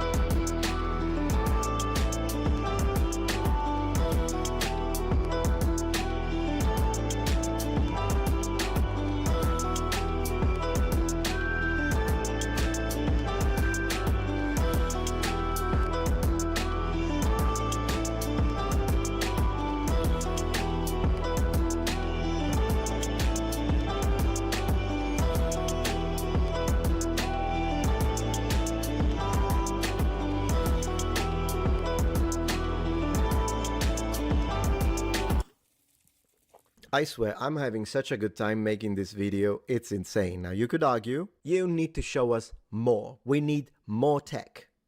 Alright? Happy to oblige. Alright, so here are a bunch of honorable mentions. We've got the legendary Another World, Amiga original, then ported on a lot of consoles. Then we had Worms. Do you guys remember that?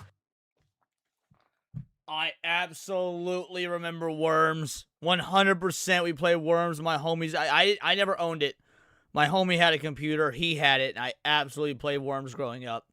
It was probably a sequel. It was probably like Worms 3 or something because it was on a Windows 98 computer, I believe. Was Worms game released on Windows 98? All right, okay, Worms 2. And, Worms Armageddon. That was the one I played. Worms Armageddon. I know for a fact that I played Worms Armageddon. So yeah, absolutely remember. Ooh, I had some amazing games. Flashback, kind of similar to Another World a little bit in the way he did the Apple Macintosh earlier. This was another fantastic game on the Amiga. For those who like point-and-click adventures, The Legend of Kyrandia. You can still play it on GOG, Good Old Games, and I strongly suggest you to get it because it's still good to this day. And then, of course, Lotus Turbo Challenge. This is 2. I also have 3, but only on floppy. And this is just a few of the fantastic legendary games that I remember were a thing for the Amiga 500 in the late 80s and then early 90s, but we don't say 90s on this video. On the next one, however. Oh, he gonna do a 90s one after this? Awesome. For the honorable mentions of this section, I would like to show we've got, of course, Game Boy Legend of Zelda. Yeah, but see, Link's Awakening, I believe, came out in like 91, so that doesn't count. I get the Game Boy was an 80s device, but that game was 91. This Link's Awakening, my gosh, that one. Then we have a copy of the Smurfs, is it? But for some reasons it's in French. Why is it in French? It doesn't even want to focus because it's in French. Who the heck speaks French? There you go. Anyway. Wait, what's that called? Why is it in French? It doesn't even want to focus because it's in French. Who the heck speaks French? The Schtroumpfs. Les Schtroumpfs. That is Smurfs. Oh my god, it was infograms. The Smurfs in French sound somehow even gayer. Les Schtroumpfs. There you go.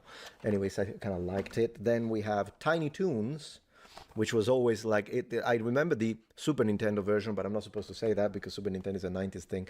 And then, of course, more Mickey Mouse stuff, because then again, I gotta say, Disney, when it comes to Game Boy, had some fantastic things and games to offer. Here we are, dear noble ones, back to where we started. At the end of this time capsule, What did we learn? Well, I have to say that this was absolutely enjoyable. To be fair, I would just continue indefinitely, but I can't do it because, I mean, I am a streamer as well. I need to film videos, I need to edit them, so I need to use my modern computers. I need to, as I say, go online and stream and whatnot, but this was absolutely great. I loved it. The only thing is that the 80s, they were great. I thought that this would have felt like going back to the past, but in reality, the feeling I got was more like, I'm back home. Anyways, one thing that I can do in the next episode would be to this time focus and do another time capsule in my favorite decade, the 1990s. So from 1990 to 1999. Let me know if you're interested in that. Leave a comment, share this video. Let's get it rolling so then we can soon begin the production of that week. And boy, we've got so much technology from the 90s. This is gonna be absolutely insane. A fantastic episode that hopefully you will enjoy as well. If you liked this, let me know in the comments. And thank you very much for watching. Goodbye. Excellent video. That was a lot of fun. Metatron has got such great videos, like his history-oriented ones, the modern stuff he's been doing with the Culture War stuff.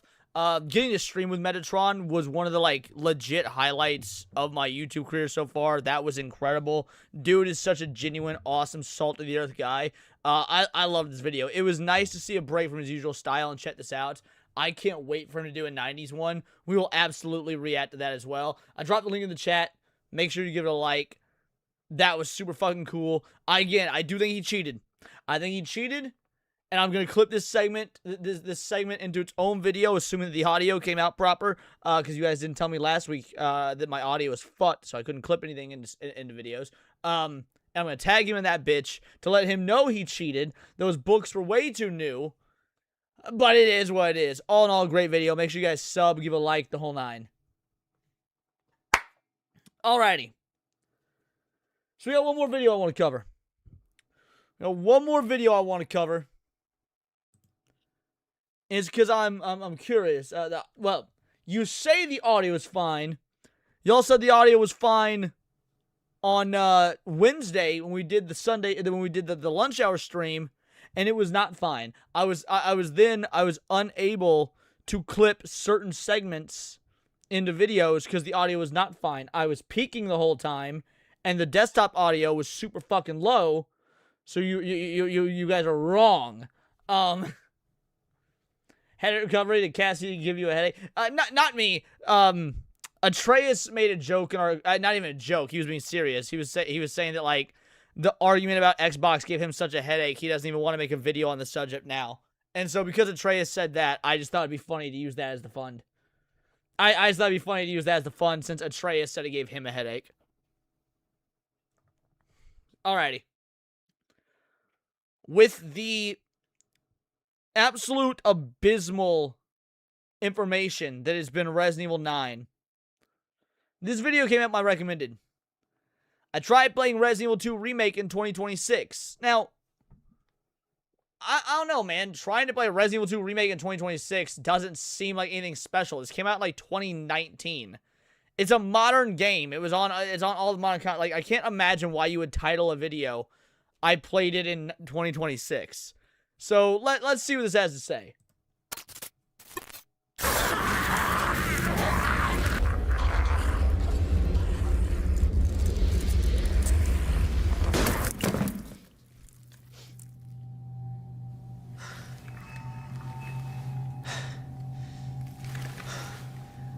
Jesus Christ.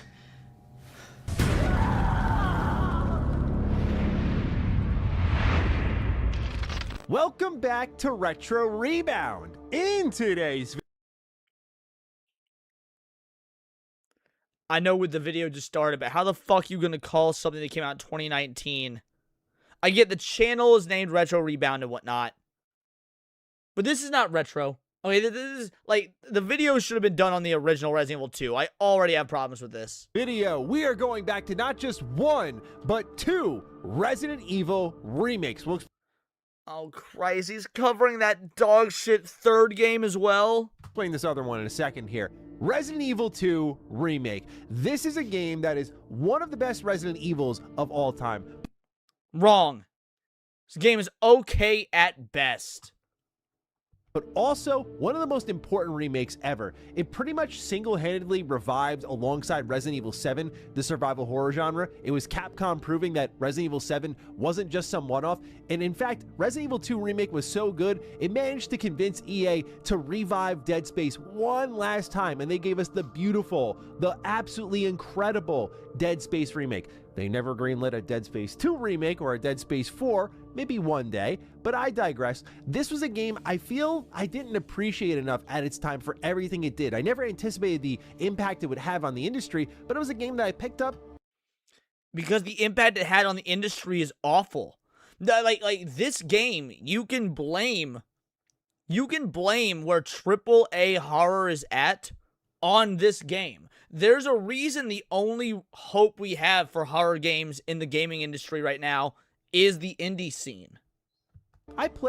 I liked it a lot, but it didn't make my Game of the Year list or anything like that, and I kind of moved on from it. But going back to RE2 Remake and going on an entire Resident Evil pilgrimage in anticipation for Requiem has been special. It's very rare that a game pulls this out of me. I know these Resident Evil games aren't very long, and that was part of the appeal of the pilgrimage, because I do series like Trails, where it's like a bunch of 90-hour video games, and that's a lot, so it's nice to go on a more simple pilgrimage. But for a modern game to really pull this much out of me, where I say, you know what, I want to play every game that leads right into Requiem, that is a rare, special feeling, so I held on to it. Yeah, or you could have played the originals like an adult. I've been on this journey. It's been an absolute blast, and I want to talk about with all of you Resident Evil 2 and Resident Evil 3 Remake. So if you're new here and you're into nostalgic or retrospective content, you're in the right place. Consider subscribing. Let's begin with Resident Evil 2 Remake. We're going to go right in order here. This is such a phenomenal video game. I don't even know really where to begin with it. I think for me, the first thing that stands out in my head is the level design. It's perfect. It's not, though. If it was perfect, it would have been the exact same from the original on PS1, where the level design was actually perfect. It really is. The RPD is perfect. You know, just all these different rooms, all these different secrets, all these little puzzles are just interconnected, and it just allows you to really stretch your legs and roam this facility and see the depth of it. It's beautiful. The sewers are fine. You know, this mainly falters because it's kind of loopy and laney, so it's less fulfilling to explore than the other two locations, but we get right back to the peak with the nest. It's perfect again for all the reasons that I laid out for RPD. Like, they just nailed the level design. That's so key in a survival horror game, because it kind of rewards your investment in exploring the entirety of the facility, because getting all of the loot will obviously get you a long way in combat. But if you want to go and face zombies that likely you thought you killed, but they're still hanging around. So that kind of risk reward, that constant tension, is what this game lives on. And there's no better example of that constant tension than when you have incredible level design that's all interconnected, and you got a stalker in this game in Mr. X. He is the sustainable, evergreen gameplay tension. You know what I love about Mr. X so much is that you can play this game a ton of times, but I feel like he still gets a little bit of something out of you, right? Like, I mean, look, putting Mr. X in, having him be a constant stalker, that's one of the things the game did well. I agree. I like that. But it's a gimmick that they've relied on multiple times since then, and it has diminishing returns. So I think it did more harm in the long run than anything. When you have played a Resident Evil game before, such as 7, where there are jump scares that surprise you that first go around, but as you go back to Resident Evil 7, you know that jump scare is there, and it doesn't pull a lot out of you. The reaction is lost. But Mr. X, again, is evergreen. He continues to stalk you, and he continues to make you feel uncomfortable. You always have to be aware of where Mr. X is, and especially with those iconic, loud, thumping footsteps, it's just a sound, a character that you'll never forget, especially because you can't fight back. You can only run and... Well, I mean, you can fight back. You can't kill him, but you can fight back. Avoid him. And it's a game where you can basically fight anyone else. So it all works together beautifully when you have a character like Mr. X and perfect level design. There are some times with Mr. X that you can see the design of him maybe a little bit too much if I want to nitpick. Like, there was a time I was playing as Claire and I was in the clock tower and I opened the door And there's Mr. X, and he starts marching at me, and I, turn around, close the door, and I just wait for him to walk by and go away because I'm in a quest room. I'm in a safe room. He can't go inside here because the game just has a rule that he's not allowed to go in there. And so that sort of stuff can break your immersion. I would consider it a rare blemish on an otherwise really incredible video game. But perhaps the biggest compliment I can give to Mr. X in my recent playthrough is that when I played this game for the first time, I don't remember being too tense overall. But going back to this again, I mean, there was one playthrough where I just shut the game off. And I haven't done that in a while for any horror game. But Mr. X just got to me. I was just constantly getting stalked, and I was getting anxious, and I was tired of it. And I said, you know what? This seems like a good night to go to bed early and read. And so I wish they went through the line them to go into safe rooms. Was Resident Evil 3 Remake? I heard that rumor for. I honestly don't know. I think it was Resident Evil 3 Remake. Because I saw something recently. I saw something recently where somebody died playing a game because they didn't think the creature could come in the safe room, and it did come in and kill them. And I think maybe that was 3 with Nemesis, but I don't remember. I did just that. Mr. X pushed me to that limit. And for me to have already played and beat this game and to go back and experience that again, I thought was amazing. So I just love the level design and the constant tension that this game brings, alongside easy puzzles that feed that exploration. Because easy puzzles. That makes the game good, because I don't have to think super hard. I don't have to use my brain. Fuck you. Dude, some of the OG Resident Evil puzzles, looking at you, water puzzle, a water treatment plant in Resident Evil 3, were legitimately fucking difficult. And that was part of the experience. Easy puzzle. That's such a bullshit thing to say. Because another compelling element of RE2 Remake for me is the inventory management, something that we'll talk about. Resident Evil 3 Remake, what happened there? Like, even RE4 Remake has some kind of Tetris style inventory management, but RE2 Remake just takes the cake for me, because you're always making those decisions on, ooh, a puzzle item, I might need that for really key loot, and I know these zombies are gonna get back up at some time, so do I keep this with me? But what if I find more useful loot on the way? How much free space do I want to create? And even with all of the bag upgrades you get, you're still making that decision constantly. So it's just a perfectly balanced game when you're thinking about the exploration, the puzzles, the loot, all of that stuff. Yeah, again, except for this is something else that even the original did better. You had 8 slots, that was it. Everything took up 1 slot. There may have been a couple of special items that took up 2 or whatever, and it was so much, like, you were so much more limited in your space in the OG, and that made it better. There's also incredible enemy variety here. Everything from the basic zombies, and you can see kind of their past based on their designs, whether it's like a cop outfit or a janitor or something like that. The dogs, which are fast and nimble. The plant monsters that you have to burn. And of course, the bosses 43. are incredible in this game and mechanically deep. Like the various phases of Birkin forcing you to play differently each time is incredible. So they absolutely nailed this game. I think the only hang up I have sometimes, and I've talked about it with a bunch of people where I have a lot of nuance and perspective on this subject, is the adaptive difficulty. I fight with this one a little bit because I feel like the resource management part of survival horror. Yeah, some items stacked. Ammo would stack, ink ribbons would stack. Might be it. Unless it's something I'm not thinking of off the top of my head, only ammo and ink ribbons stacked. Can be really rewarding because if my aim is good and if I am looting everything, it feels good to be one step ahead of the game, like that just little bit of an inch ahead of the game where I was prepared for even their worst fights because I spent the time doing X, Y, and Z. I spent time exploring RPD, going into those secret rooms, getting the best loot, and because of that, I might rinse a couple of zombies that otherwise the game didn't expect me to. I like bending the rules that way. I think, again, that's the beauty of survival horror, that kind of give and take of the power fantasy, that feeling of entering a room fully armed and exiting it with maybe one shot left. That is the beauty of survival horror. Sometimes this game kind of wrings you dry in a way that doesn't feel good. The problem can be the game, but also can be the player. So I'll The problem is almost always the player. I don't even like to defend the game because I think this game is a bastardization of the original. But you're never left out to dry. Like, if you're playing properly and competently, you should be fine. There's a reason that you can do, like, under 3-hour speed runs, and that's, like, expected for the trophies and stuff. Blame myself a little bit here.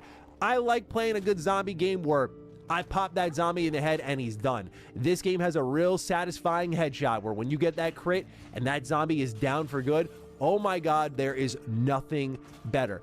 However, there are also zombies that when the game sees you have a ton of ammo on you, they're like, yeah, he's actually going to take 10 shots to drop, and they're all going to be in the head, and you're going to have to deal with it. Now, the mistake is sort of on my part. I should just shoot him in the leg and move on. But that feels awful. I want to kill the zombie, man. Like, I want you down and dead because I'm going to pass you later. So it's part of the game's design. It works a little bit, but I kind of don't like that when I put the time in to gather all these resources that the game sort of, if I want to kill things, wants to take it all from me. So I wrestle with it a little bit. I get why it's there. I also think it's really cool that the zombies are always a threat, and you kind of develop this sort of like, oh, I recognize that zombie. Like, there he is again. There she is again. That stuff is cool. But I guess what I would say is if there's anything I'd look at an otherwise perfect game and say this is imperfect, I would fight a little bit against the adaptive difficulty. Not to the point where I'm telling you guys I'm angry and I want to change it, but it definitely is one of the things that grinds my gears a little bit where an adaptive difficulty was perfected with the original Resident Evil 4. Again, it's one of those things that casual players aren't even going to realize it's there. And if your adaptive difficulty is being done right, you shouldn't realize it's there. I like a little bit of my RE4 remake where shotgun to the head, boom, you're dead and you're not getting back up. So it's a personal preference thing. As for the story here, I mean, I guess the main reason I was really hopping in, I knew these games were great, but the story is what I was really trying to connect with, and I began with RE2 Remake because I want to see Leon's story here. This is the Raccoon City arc, and obviously if you've been paying attention to any of the Resident Evil Requiem trailers, you know that this is really important because we're going back to Raccoon City and here. We shouldn't Now, I love the way this story is told here because it's designed to have both characters filling in each other's gaps. But it's not! That's why this game sucks. Because it doesn't have these characters filling in each other's gaps the way the original did. Like Leon B, Claire A is the actual canon story. You can play Leon A, Claire B, and that's actually what a lot of people do to start with, because that's the recommended starting thing. And the story and the way the events play out are completely different, and the two different stories do affect one another. This game doesn't do that. What is he talking about? Granted, Leon's story has a little bit more of the, when did that happen versus Claire's. For example, Mr. X is just gone out of nowhere in Leon's playthrough. You know what happens to him in Claire's playthrough. You get to actually see that happen, and it's explained. But when you're playing as Leon and he just randomly appears again, you're like, when did that happen to you?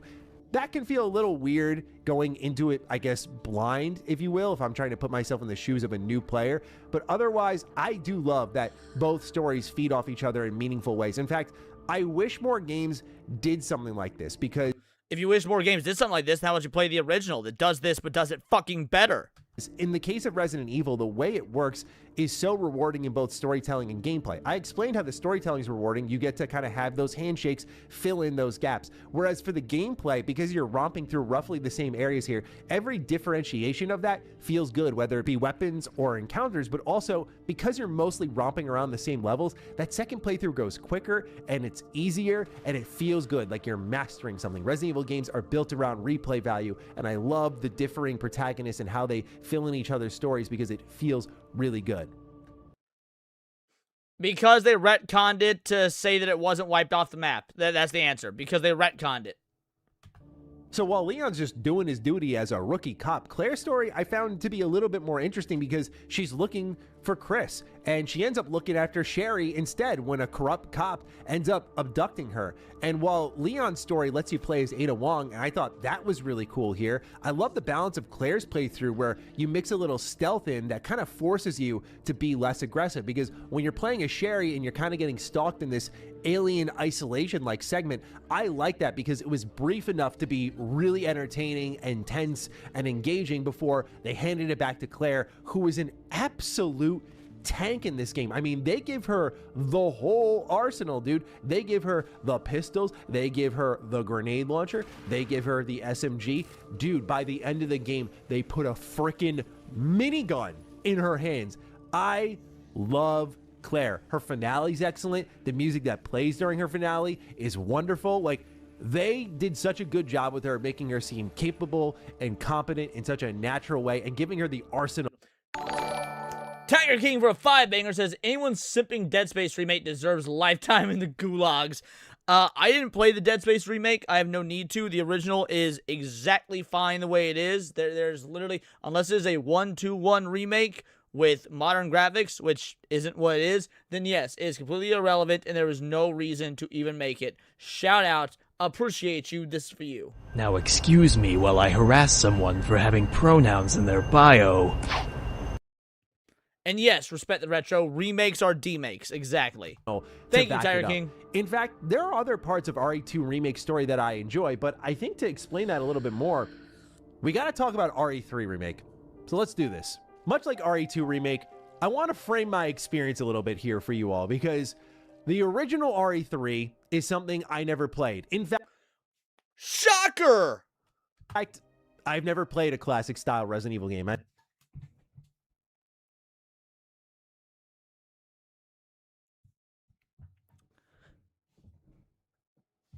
Never played any classic style Resident Evil game, but glazes these remakes as if they're so fucking... People like him are the problem.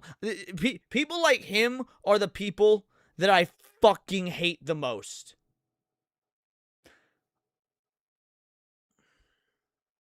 How can you actually have an adequate, well thought out opinion on the remakes if you don't know the context of the originals of which these remakes are built upon? The originals are the foundation.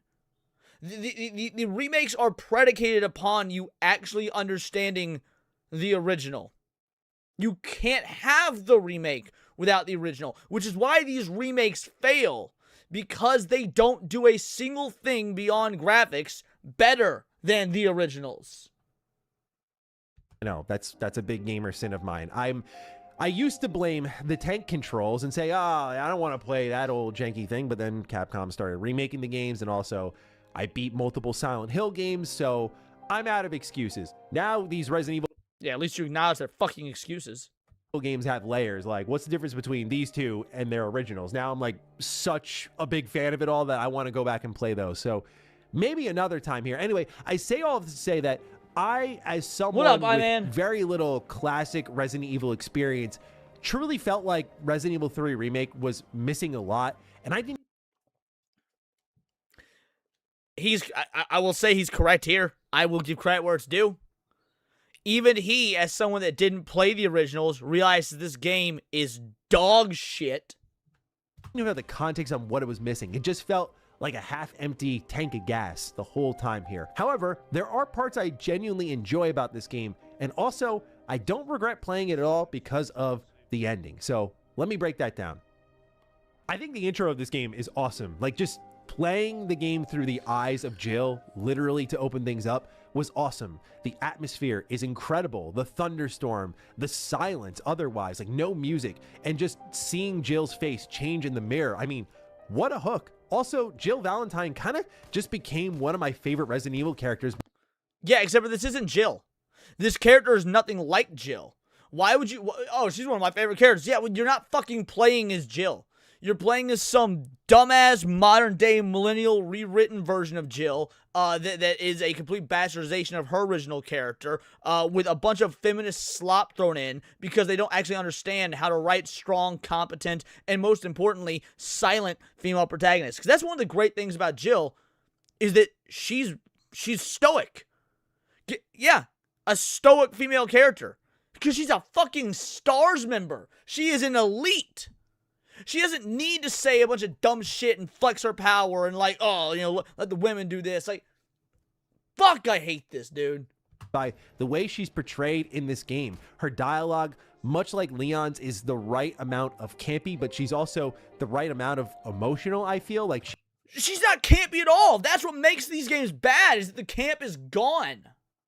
She feels a sense of urgency, a sense of duty, and her actress Nicole Tompkins, I think, did a great job conveying that urgency, that anger, the intensity, the rare bits of humor, the one-liners, and some of the boss fights. I thought she did a really good job, so I really liked Jill's portrayal in this game. Also, for those who don't know, some of the story for RE3 Remake takes place before RE2, and this is where my appreciation of Resident Evil 2 Remake grew a little bit, because you meet certain characters in your adventures that are sort of like pit stops.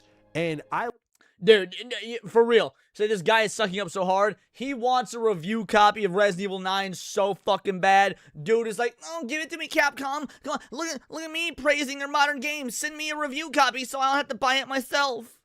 Like that in RE3 Remake, for example, I meet the gun store owner, and there's a nice little baton pass.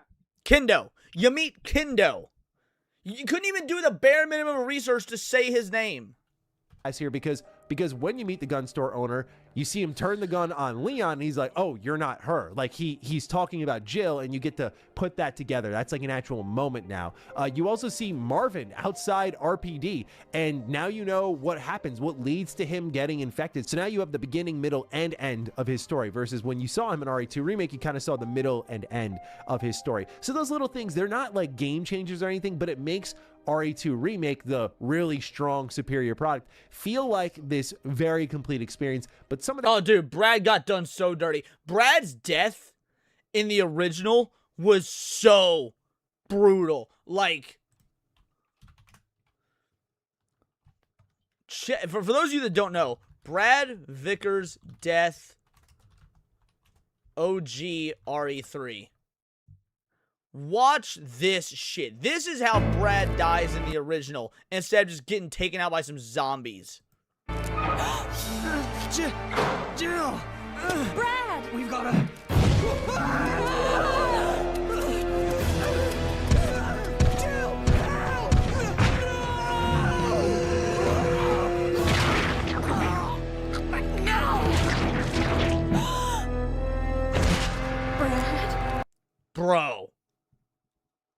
Bro, Nemesis tentacles to the face, son.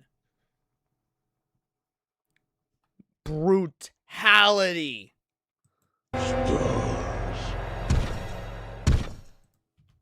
Compare that to just him getting overran by a horde of zombies. Fucking gay, dude. Some of that is thanks to RE3 Remake because they share a setting here.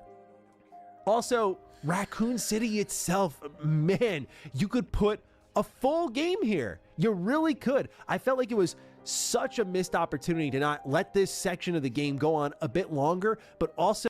No, you don't run into a zombie later, Matt. You're mistaken. You run into his zombie in Resident Evil 2. You never actually run into a zombie in Resident Evil 3. You run into his zombie underneath the archway staircase entering the police department in Resident Evil 2. And it left you wondering, what the fuck happened to Brad? How did Brad die?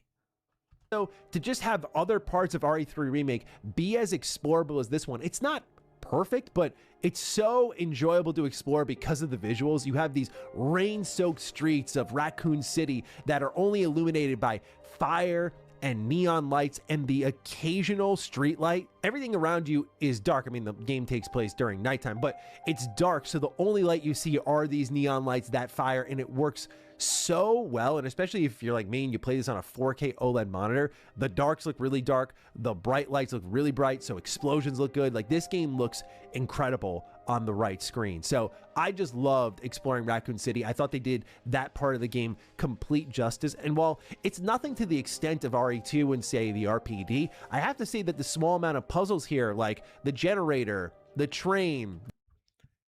I mean, this isn't even a puzzle. This doesn't even qualify as a puzzle, dude. You're like, oh, these ones are off limits. This one's off limits. So all you do is switch flip the switch. This. It's so fucking easy. The safe, it's a great start to this game. When I was playing it, I thought to myself, hey, yeah, I know I got this game for cheap, but this first hour and a half, 2 hours is actually pretty good. Like, I may be an RE3 Remake truther, and that could be awesome here. An RE3 Remake truther. I think you mean an RE3 Remake tourist. However, as I have been in the past, I was a little naive here. I should have known something was up when I got a cutscene trophy, right? That's usually your telltale sign that a game is compensating when they give you a trophy for watching a movie. You think to yourself, okay, I didn't really do much there. The game just began. You've already popped the trophy. Interesting. I think my first issue with RE3 Remake is that anything that makes RE2 special is basically gone from here. And that would be fine because RE3 has its own elements that can make it special, such as Nemesis, right? Like, look at this. All right. I want y'all's, and if you disagree with me, it's totally fine. If you disagree with me, it is totally fine. But I need y'all's opinion. What actually looks better? Like, what version of Nemesis looks scarier? This? Or this?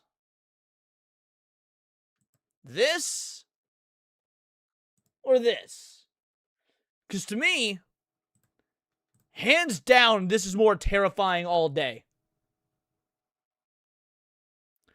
This is infinitely more terrifying than that.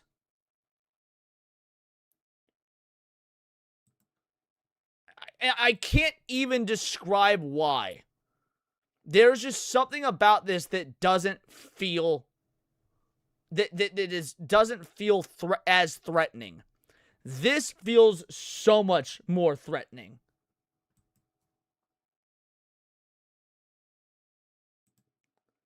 Right? However, Nemesis, compared to what I have seen from the originals, is reduced to boring set pieces. But again, when I played this game, I intentionally kept that context out of the way. I was like, I just want to see it for what it is, if I can enjoy it as it is. But you get redundant chase sections, except instead of stalking you like a Mr. X, he kind of just leaps to you, and they want you to use this somewhat janky but somewhat... And he does stalk you in the original. He stalks you in the original. Now, not all the time, like Mr. X in Remake of 2, but when he stalks you, it's way more than in the remake, which is 25 years or whatever later. Also useful dodge mechanic, and so it makes him a little bit more annoying than intimidating. I do think the game does capture that relentless force that he is kind of built around. Like, the back of the box does say Jill Valentine's encounter with the unrelenting Nemesis, and I do think they capture that idea. Like, this dude just... But they don't.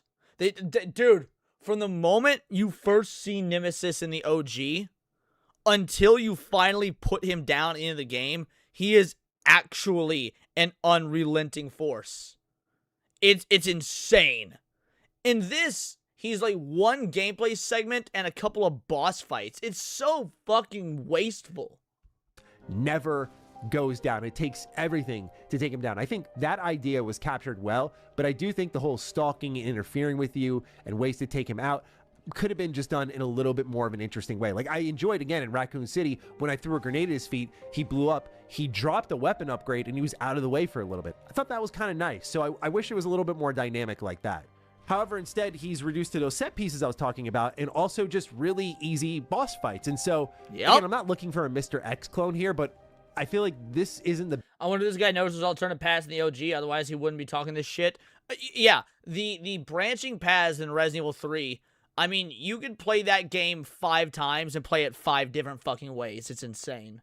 Best they could have come up with here. And especially given that this game came out like a year after RE2 Remake, you just have to ask what the rush was. I don't know why they felt the need to fire this one out. I think it's funny how great Capcom has been lately, because we kind of quickly forget that this is a game they did make, and while it does have a certain quality bar it hits, it misses in a lot of key ways that they're not really known nowadays to miss in. But if I'm really to get down into the nitty-gritty of what I think goes wrong with RE3 Remake, it's that the game never picks a lane, right? So if RE2 Remake is a survival horror game and RE4 Remake is an action game, then RE3 Remake tries to walk this line with both, and I think fails because of it. The way resources are managed to open the game is more like RE2, and I feel like that's at home here because of the damage system. But then the game adds a dodge mechanic, which I should add I do like, even if it's a little janky. Well, to be fair, the dodge mechanic was in the OG as well. And it was actually much harder to use in the OG. Now, you could take that one of two ways. You had to have more skill to do it in the OG. Meaning, by the same token, it almost was kind of superfluous in that it was so difficult to pull off. You could honestly play an entire playthrough and never use it. You might like get hurt more just trying to use it than if you just played smart, kept your distance, things like that. So I actually am in a mixed bag on the dodge mechanic aspect of this one. Like, if I'm being fully objective. I can't just bitch about everything. There are some things that there's some nuance there. Because the limited mobility in RE2 just felt a little too sticky to the ground for me. But due to the dodge system, the game does throw a lot of enemies at you at times, which I think is totally fine. However, unlike RE4 Remake, the levels here aren't built as well or as open where you can handle a lot of these enemies. They're overly tight. And so what you're left with here is the damage system of RE2 Remake with the action of RE4 Remake and the... Well, it's not about catering to modern audiences in terms of the dodge mechanic, because... Look, I love the original Resident Evil games. I love the fixed camera angles. I love what pussy tourists nowadays refer to as jank, quote unquote. But there's a reason the dodge mechanic didn't come back for Code Veronica, which is the next game. It really wasn't implemented very well. Levels of something more claustrophobic like a survival horror game, and all this just doesn't get along well. If this game wanted to go balls to the wall action, your Call of Duty campaign in a Resident Evil game, God bless Resident Evil 6 by the way, but if it wanted to do that, I think it should have committed more to the Resident Evil 4 bit. But because it shares so many systems with RE2, its puzzles, its damage system, that sort of stuff, I feel they should have stuck with how the game opened up. But it just feels indecisive, and I think that's where my uncertainty came from, because it just felt like the game didn't know what it wanted to be. There wasn't a clear direction, whereas RE2 Remake, it felt like they knew this has to be... Possible you mastered the timing like Street Fighter and time change ruined you? Are you talking about the dodge mechanic and whatnot? Like the dodge mechanic, the timing of the dodge mechanic was ruined because having mastered like another kind of mechanic? Well, I mean... There is going to be a layer to it of that, but it's more just like the input controls for the dodge were unintuitive for a tank control game. And this isn't me knocking tank controls because I love them, but the dodge mechanic itself wasn't really intuitive for tank controls in the original. Pure survival horror, and it thrives because of that. Now, with all of that in mind, you're probably sitting here thinking, okay, Maddie, well, you wanted to talk about these two together. Why didn't you make a whole separate conversation to RE3 Remake? Well, beyond the kind of handshake between the story, it's also the ending of the Raccoon City arc. I played this game in anticipation for... I mean, look at how much of this fucking city is left, and they're trying to get us to... Man, I hate this, dude. I fucking hate this. Requiem. I'm really glad I did, because now seeing the fate of Raccoon City at the end did hype me up a little bit. Now that shot in Requiem where we see RPD and it's all covered in ash and it's been destroyed here, I was like, oh, now I see. I don't remember if it was tied to the firing button or the sprint button, but yeah, it was tied to one of them. What happened and how RE3 Remake played a little part in visualizing that. That's kind of the whole purpose. That's what I was really there for. And so it's short. It's also so cheap now where I think seeing where Requiem's going, it kind of makes it this mandatory playthrough, but also despite its issues, it doesn't feel like it was around long enough for anything to really bother me. It just has a feeling of this could have been a little bit more. At the same time though, thanks to a conversation I had on Last Stand Media for Summon Time with my boy Brad Ellis, I did end up looking a little bit more into the cut content. I have to admit that if I had that experience on top of what was here, I do think I would be much meaner to this game. I think, and you should be, and honestly, you should be, because yeah, it is a joke. There is no reason on God's green earth that a remake of a game from 1999 that was remade in like 2020 or whatever, so effectively 21 years later, should have less content than its original counterpart that's 20 years older. It has less unlockable costumes, less game modes. It is a shorter game in general. It is abysmal. I think because I don't have that experience, I can't rightfully sit here and be like, this is awful. So overall, it sits in this mixed lower tier area. Definitely not a Resident Evil game I plan to replay. And also, it doesn't have, in my opinion, a ton of replay value outside of, remember Resident Evil Resistance? Yeah, they packed that into this one too, and that's not around either. So Resident Evil 3 Remake just kind of exists as an expensive expansion pack to Resident Evil 2 Remake, and just baton passes. But it's pretty, though. Exactly. That is the way these tourists fucking think. It's pretty, though. Basically, the fate of Raccoon City. You get to see that. It has a really weak post-credit scene where you're starting to realize as you replay all these Resident Evil games, there's so many plot threads that they just drop. And I'm just... Yeah. Capcom never resolved. Nope. On to next shiny new thing. Like, I don't know what this post-credit scene is about. I tried to look up, like, fan theories, and it seemed like everyone was like, I don't know if that's Jill, or if that's teasing something like RE1 or 0, or, like, what's going on here? I don't know. So, we'll see. Nonetheless, this Resident Evil pilgrimage has been a lot of fun, and I'm excited to talk a lot more Resident Evil with you all. But that's where I close the book on RE2 Remake and RE3 Remake. RE2... I want to give you guys an example. So, back in, I think, October... Hold on, let me check my Steam. Check my Steam. Resident Evil. Here we go. Yeah, 3. This is because I have the remake. So yeah, so November 13th was the last time I played it. So I got these, yeah. Defeat Charlie, destroy the Charlie dolls, complete the game in hardcore or higher. I mean, I did all of these. Like, I did this playthrough literally in a single fucking night. I got both these single fucking night. Complete the game with an S rank. I did 2 days before. I might need this later. Complete the game using one. Yeah, so I complete the game with an S rank, getting using 1 or less health items in under 2 hours, while also getting all the fuses within 5 minutes. I did all of those in a single run. It was so... I got an S rank, never need to heal, and beat it in under 2 hours. Plus a few of these others that are... plus the Master of Unlocking one, which is... one single run. It was nothing. It was such an easy bag. I'm still trying to go ahead and get the platinum on the platinum on this, because why not? I've got like a few more to get. Yeah, get an S ring on Inferno, that should be easy. Complete the game on Inferno, that should be easy. That's just I've already done it in the highest difficulty up to Inferno, so I just haven't done it on Inferno yet. Read all the story files. I'll just need to do a bit more exploration. Yeah, I mean, this game will be nothing. Nothing. Those are the last 4 I have, dude. Absolute fucking nothing burger of a game.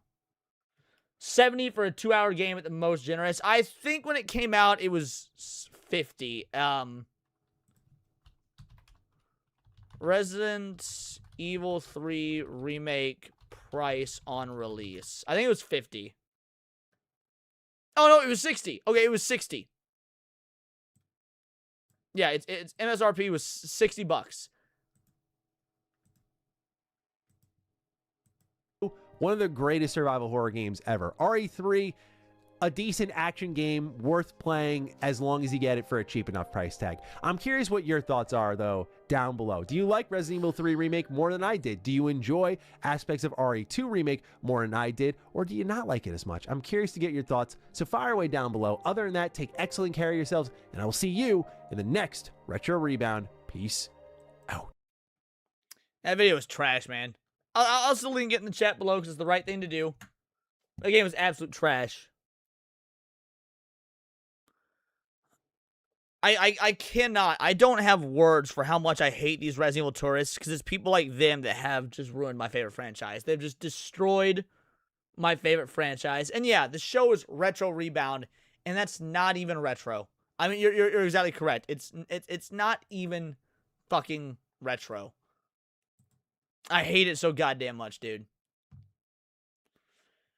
With that being said, we've been going for 4 hours. I think it's time to call it a night. I think Enzo is just about to start his stream. You recommend that I should get Resident Evil Origins for my Nintendo Switch 1, even though I have it on PS4? I mean, I have all the Resident Evil games I love on multiple platforms just so I have the access to them whenever or however I want, but it just depends on how often you use your Switch, I guess. Took me 5-ish hours at launch on hard, and I was disappointed how quickly it was. Dude, I beat it that night. I got it day one, beat it that night, and I actually got into a fight with my girlfriend that night. Because my girlfriend's a big Resident Evil fan. Or my ex-girlfriend. Like, she was my girlfriend at the time. She was a big Resident Evil fan. And so we got into a fight that night. Because she was talking about how great it was. And my mind was blown that she was that retarded. Like, that game caused a fight with my girlfriend. Because it was like the litmus test for her not being able to be objective and just like be a consumer. It was like, oh, I like Resident Evil, therefore I like Thing. Brutal. I'd rather recommend people want to play Resident Evil games, Resident Evil HD, at least over the... Oh, dude. Yeah, the remake of... The remake, absolutely. It's right here, baby. All achievements. All achievements right here. I've played the shit out of this game, man. I have 54 hours in just this version. Just this version. I played this game on Switch. I played this game on the PS4. I played this game on the Wii. I played it on the GameCube. The original Resident Evil 1, of course, on the PS1. I have played this game so many times. I highly recommend that game. Sevi's loving it. Sevi had never played it. Sevi had never played it. She's loving it when she's going through it right now. Drop the pivot clip in the meme channel Discord. Yeah, I'll check that out later. Shout out. Thank you. Appreciate you. All right, let's see who's live. I think Enzo's about to go live, if nothing else. And we can rate that.